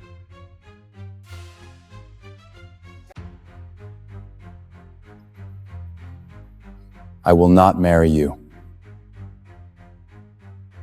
This lottery is canceled. Mr. Blackwood has altered the terms. Miss Leela Hart will not be his mate. Instead, she will join Blackwood Industries as his personal assistant on a 3-month trial.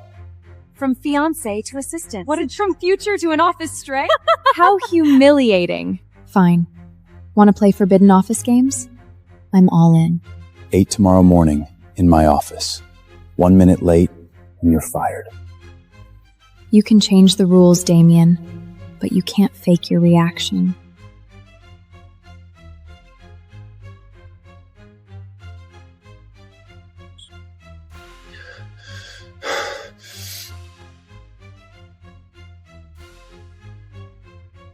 Sir, is she an Omega?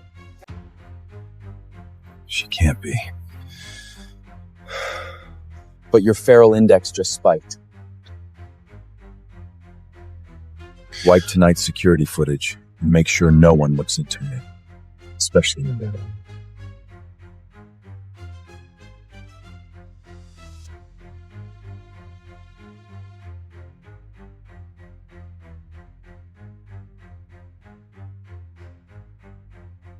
Leela Hart, top floor, Mr. Blackwood's office. Is that her? The one who drew the red last night? Heard she got rejected. She's just an assistant. She'll be lucky to survive 3 days. You actually showed up. You too? Unbelievable. Executive director, personally approved by Damien, so you report to me. But the top floor, off limits, especially to a fake beta who got lucky.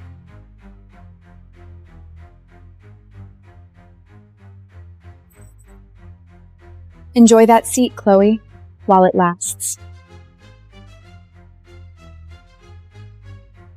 Leela Hart, reporting for duty. Copy these. 100 sets. Is there a problem, Mr. Blackwood? Get out. I just got here. Then learn fast. We don't keep useless dead weight. Damien, you'll be mine soon enough. Stay away from me, or I'll destroy you.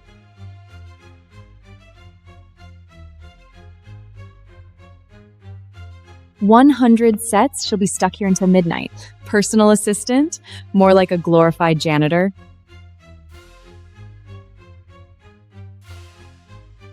Mr. Blackwood needs these immediately. Don't mess up the page numbers. One mistake, and you start over. Why so obsessed with me, Chloe? Afraid I'll get to him before you do? You won't. Damien despises pretenders like you.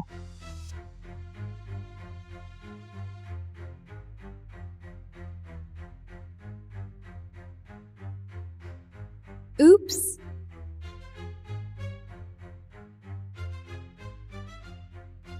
That scent masking patch, it's quite expensive.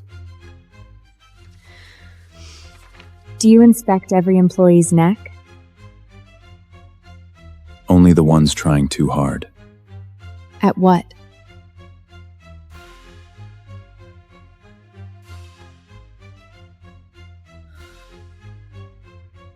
You're just a fake beta. Maybe your nose is broken. Maybe you should quit before I find out what you really are.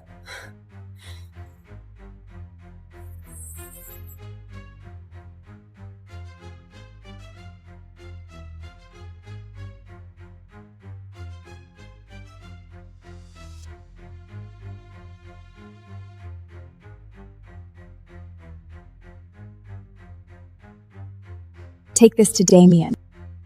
You're the director. Serve him yourself. Scared? Or afraid your little beta act won't hold up? Careful. If you spill it, no one will save you. Keep your eyes open. Learn something.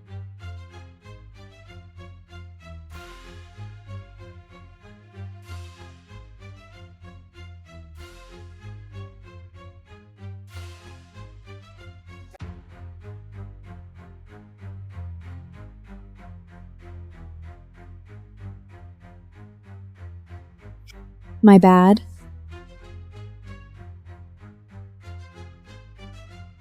You're reacting again. Are you asking for death? Not death, just answers.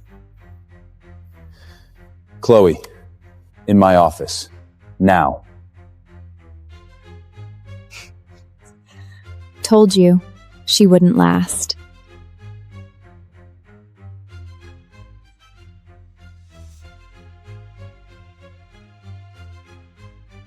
Damien, I warned you about her. She's shameless. She's been throwing herself at you since the lottery. Who told her to bring the coffee in? Me, but... Pack your bags. What? I don't keep idiots around me. But she's the one! Out. You'll pay for this, Lila. So you're protecting me. Don't flatter yourself. She broke my focus. That's why she's gone, not for you. Then why are you shaking? Because you don't know when to stop.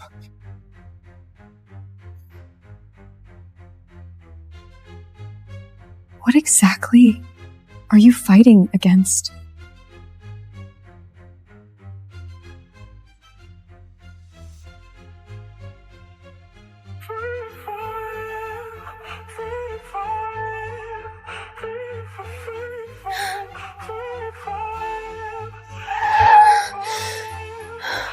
Sorry. A little dizzy. Sit. Up. Do you always push away what you want?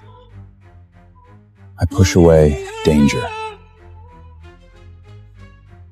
Are you sure I'm the dangerous one here?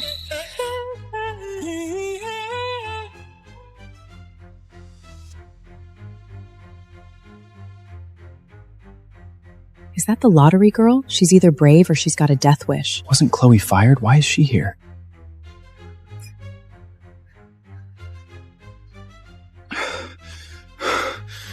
You're losing control. Not here, Layla. Damien, I heard you've been unstable lately.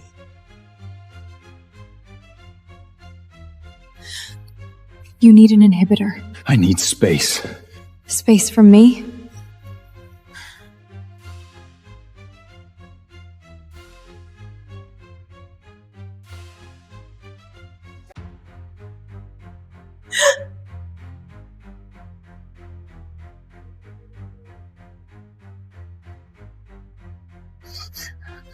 What the hell are you? Your assistant. Lie to me again.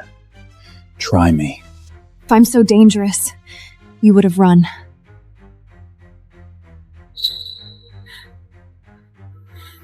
I'm the danger, Lila.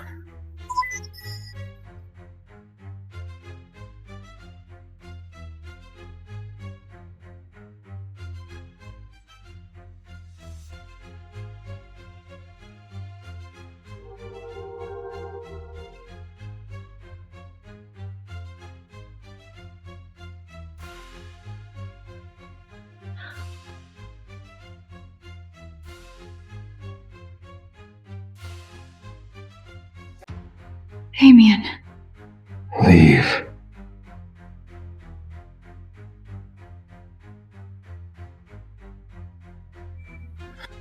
You're killing yourself. Better than killing you in my bed. Get the hell out! Now! Only I can help you. Baby, I'm falling. Take me. Only we can save each other. This is a land of magic and monsters, and dragons rule it all.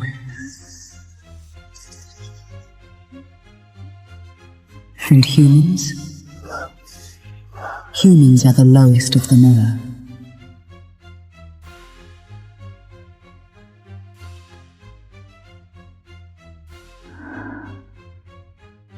Until one human girl crossed paths with the Dragon King, every dreamer's fantasy.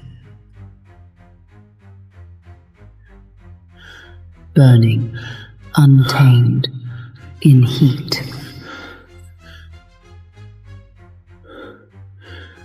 Your Majesty!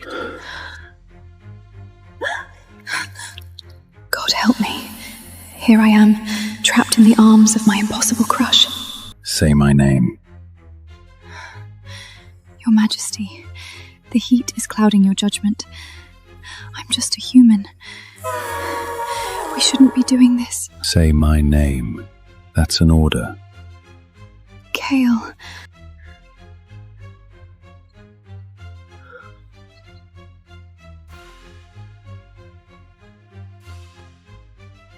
That bitch.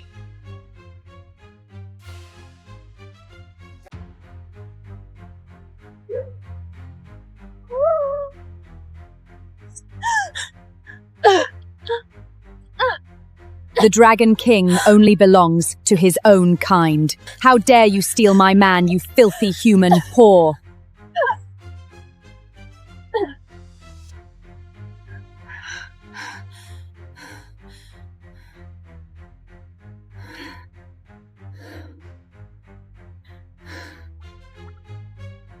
Touch her again, and you're dead. Your Majesty, you're being blinded by this human whore. Look at the prophecy I divined.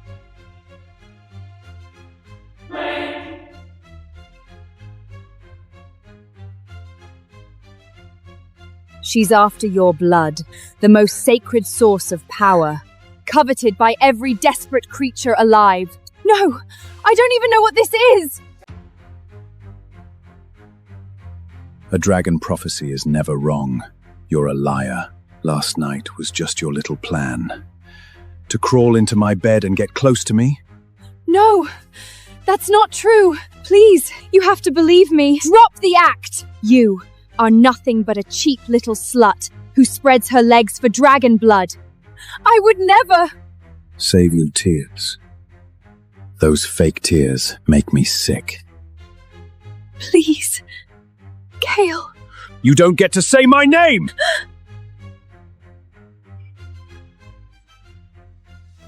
Show your face here again, and I'll personally burn you to ash.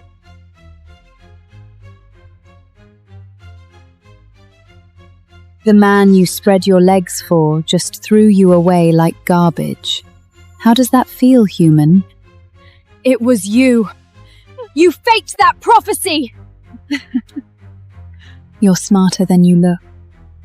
I sacrificed 100 years of my life to fake that prophecy. And now, the Dragon King, his crown, his throne, all of it belongs to me. For a cheap human whore, that's all one night with a king is worth.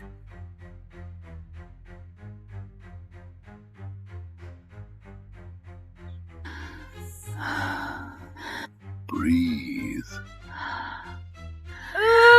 I am breathing! Push! Now!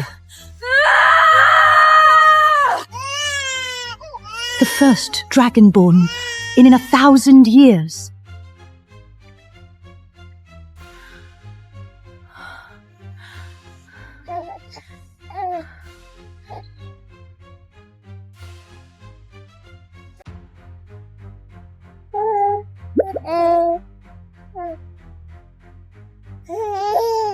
Hi, little one. Looks like it's just you and me now.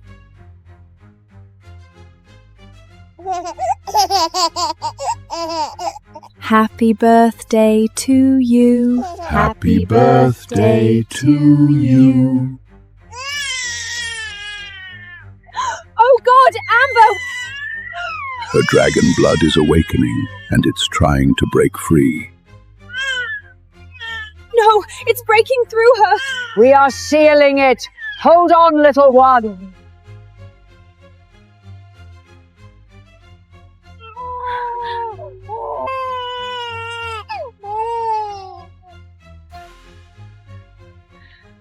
Amber!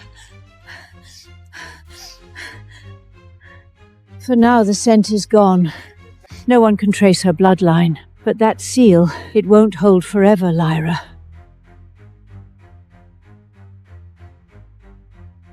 Before the seal breaks, you return to the realm of dragons.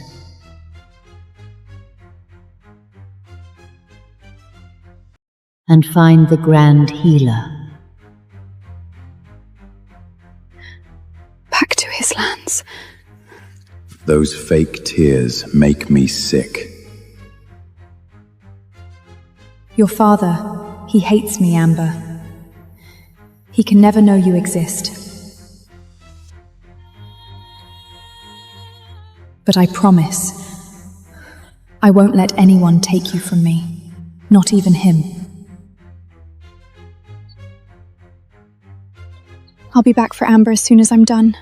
Oh, don't you worry, dear. I'm already obsessed with this little angel. Go do what you need to do. Hear ye! By royal decree, any woman who bears an heir to the Dragon King shall be crowned Dragon Queen. Ladies of every race are welcome to present themselves. What? Cale Draveth is holding a bride hunt? For an heir? Papa. Papa?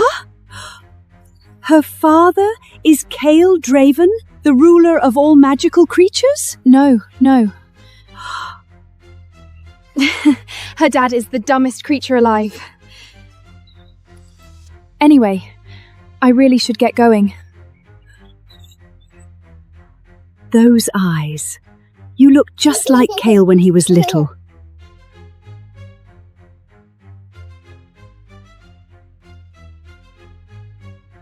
Wishful thinking on my part. Of course you don't carry dragon blood. But my darling, what I wouldn't give to have you as my grandchild.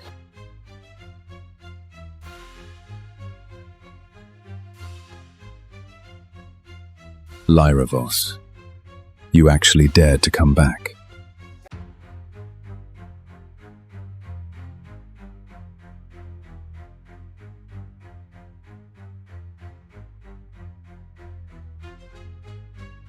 It's her scent.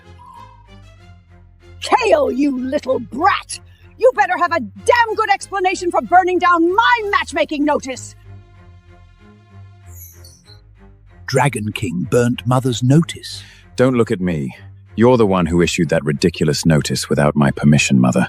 What else was I supposed to do? I've been waiting 1,000 years for a grandbaby, 1,000 years! I even opened a daycare just to hold other people's babies because my son, the great Dragon King, ruler of the realm, can't even find one woman he's interested in.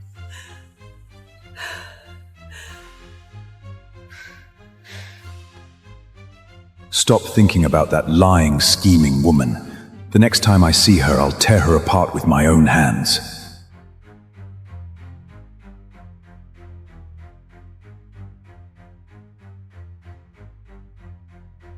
Elves are the fairest creature.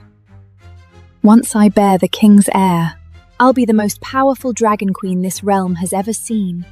Every woman alive will choke on jealousy. Excuse me, do you know where I can find the Grand Healer? Filthy human peasant. Get out. Now. Please. My daughter is very sick. Only the Grand Healer can save her. I said, get out! His Majesty despises humans. No one is going to offend the Dragon King for some filthy human brat. Your little bastard is as good as dead. Take that back. I don't care who you are, no one talks about my daughter like that. Or what? Go to hell, bitch.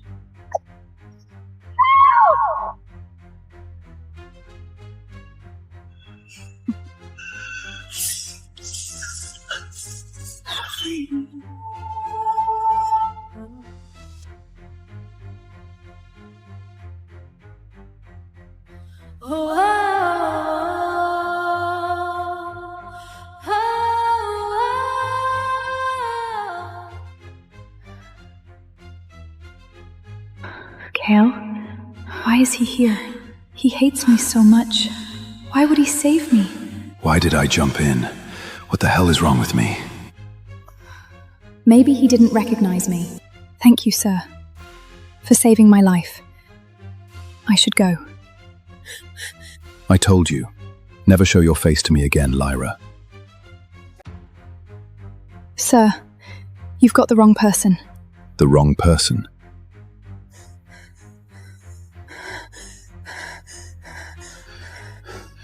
I remember these hands.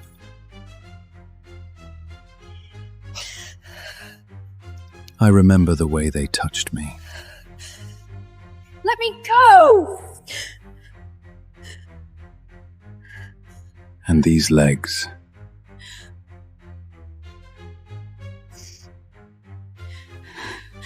I remember how tightly they wrapped around me. Desperate, begging for more. Stop. Your body already gave you away. What are you after this time? My blood? My power? Or an heir? Get over yourself! Yes, I came here for a man.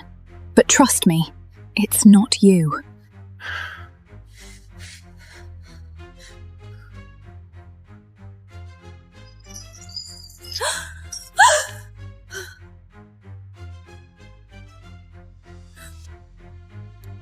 Wait, what just... No! No! Scoop! The Dragon King caught making out with a human woman in broad daylight. That is not what happened. It was an accident. An accident, huh?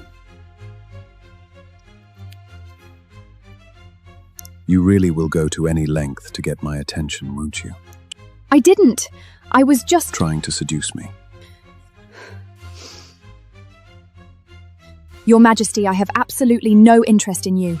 I swear, I will never, ever show my face in front of you again. Good. Keep that promise. Don't sneak into my castle, and definitely don't wait for the guard shift at the top of the hour. Slip through the broken window in the North Tower, second from the left, and come looking for me. Got it? Crystal clear.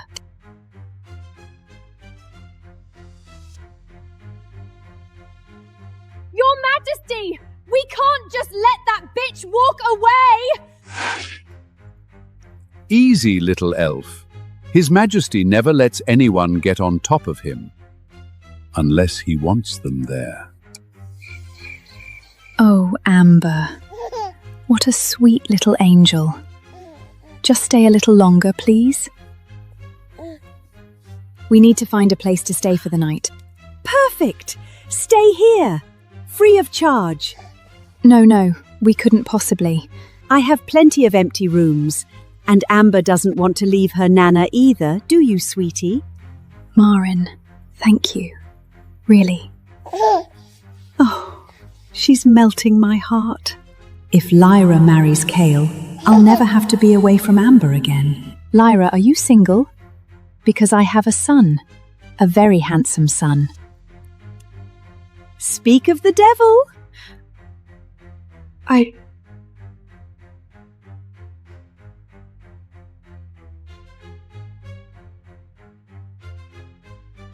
Pretty lady, would you like to buy some bread to support the little wolf scouts? Oh, sure.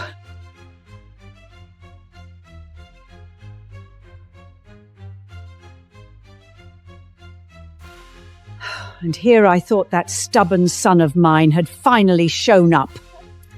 I'm so flattered, Marin. But right now, I've only got one job. Taking care of this little one. By the way, have you ever heard of the Grand Healer? I need to find him. Oh, that little rascal Thaddeus Lorne? Yeah, I'll ask around. Thank you so much. That means a lot to me. Oh, right. Amber won't take formula. You should probably leave some breast milk here, just in case. Right. Is there a private room where I can pump?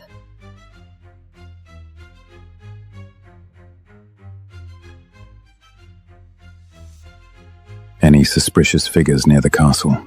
Your Majesty, this is the 50th time you've asked that today.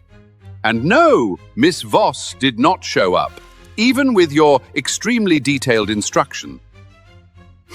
Who said anything about that lying woman? I'm just concerned about castle security.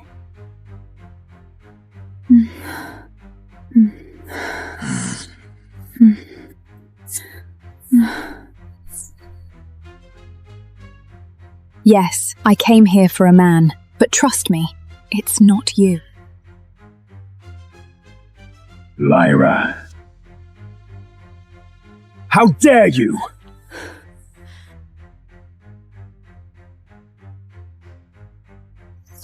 Oh no! The milk is for Amber! Get off me!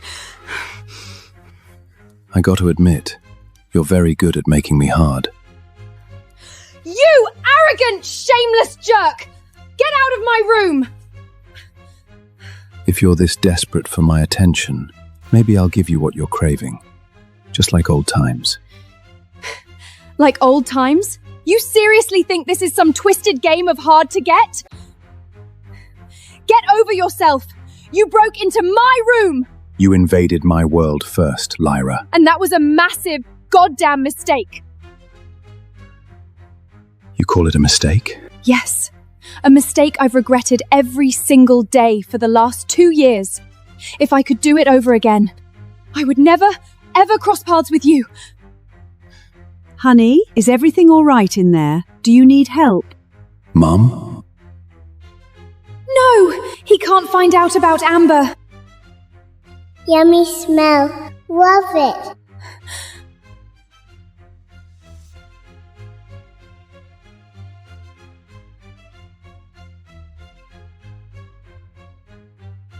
Oh, my. Take your time, honey. Enjoy. A single mother's needs. Get it, girl.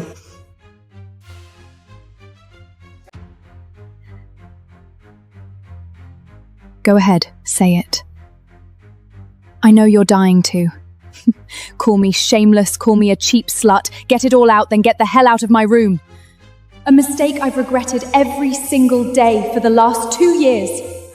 Why were you crying, Lyra? Because you just ruined Amber's milk. Because I'm terrified I'm going to lose her. Because your damn arrogance and prejudice forced our child to hide like some dirty secret. It's none of your business, Kale. Don't pretend you actually care.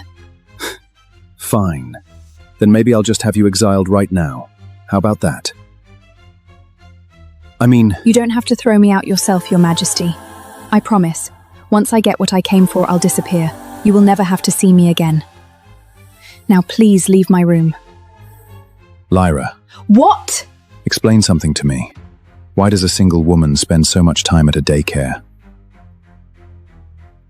Unless you've got a kid here. Thanks to you, Your Majesty. Not a single inn in this entire realm will take a human. If it weren't for the kind lady who runs this place, I'd be sleeping on the street tonight. For a moment, I almost wondered if that night gave you my child. What a shame. I was this close to becoming the Dragon Queen. But don't worry. There are plenty of women desperate to carry your child. I know exactly how much you hate me. I wouldn't flatter myself. Your Majesty.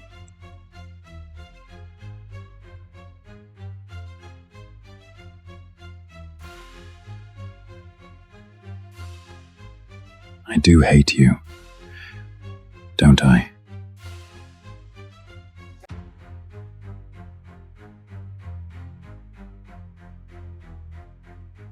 Please! I just need 5 minutes with the Grand Healer. My daughter is sick. Please. The Grand Healer doesn't waste his time on human trash. Get lost. Disgusting pest. Get out of the way!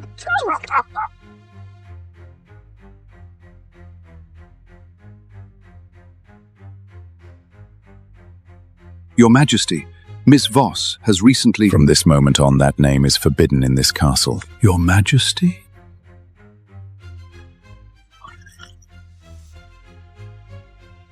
The realm needs an heir. Arrange a grand ball. I am choosing my queen. Wonderful news, Lyra. The Grand Healer will attend the royal ball in 3 days. And I got you an invitation. That's amazing! Marin, thank you! There's just one catch. The day car will be closed for the event. You'll need to take Amber with you. Okay. She comes with me.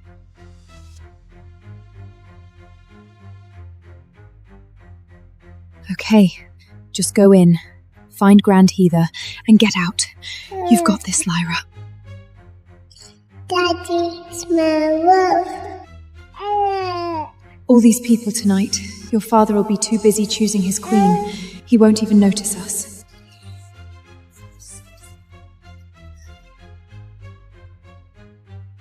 Mr. Lolan! Stop right there!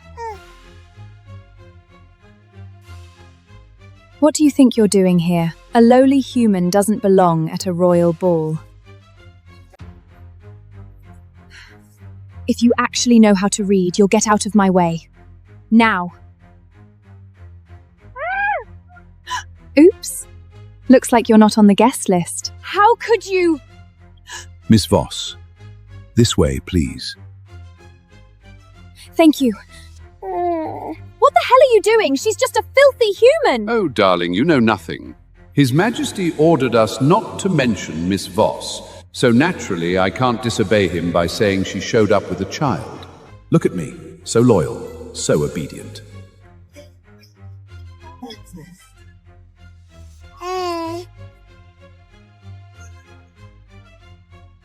There you are.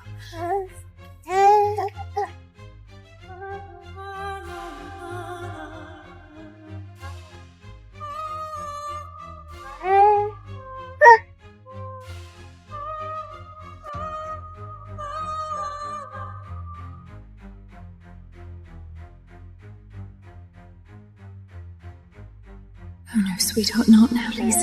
Your dad must not find out. Thank God. I need to wrap her up. Now.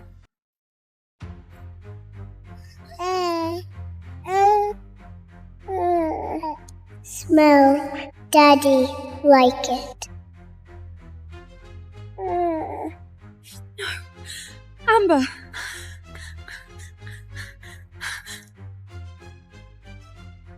Tonight's ball is officially...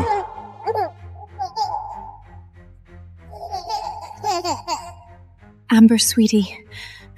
Come back to Mommy. No. No!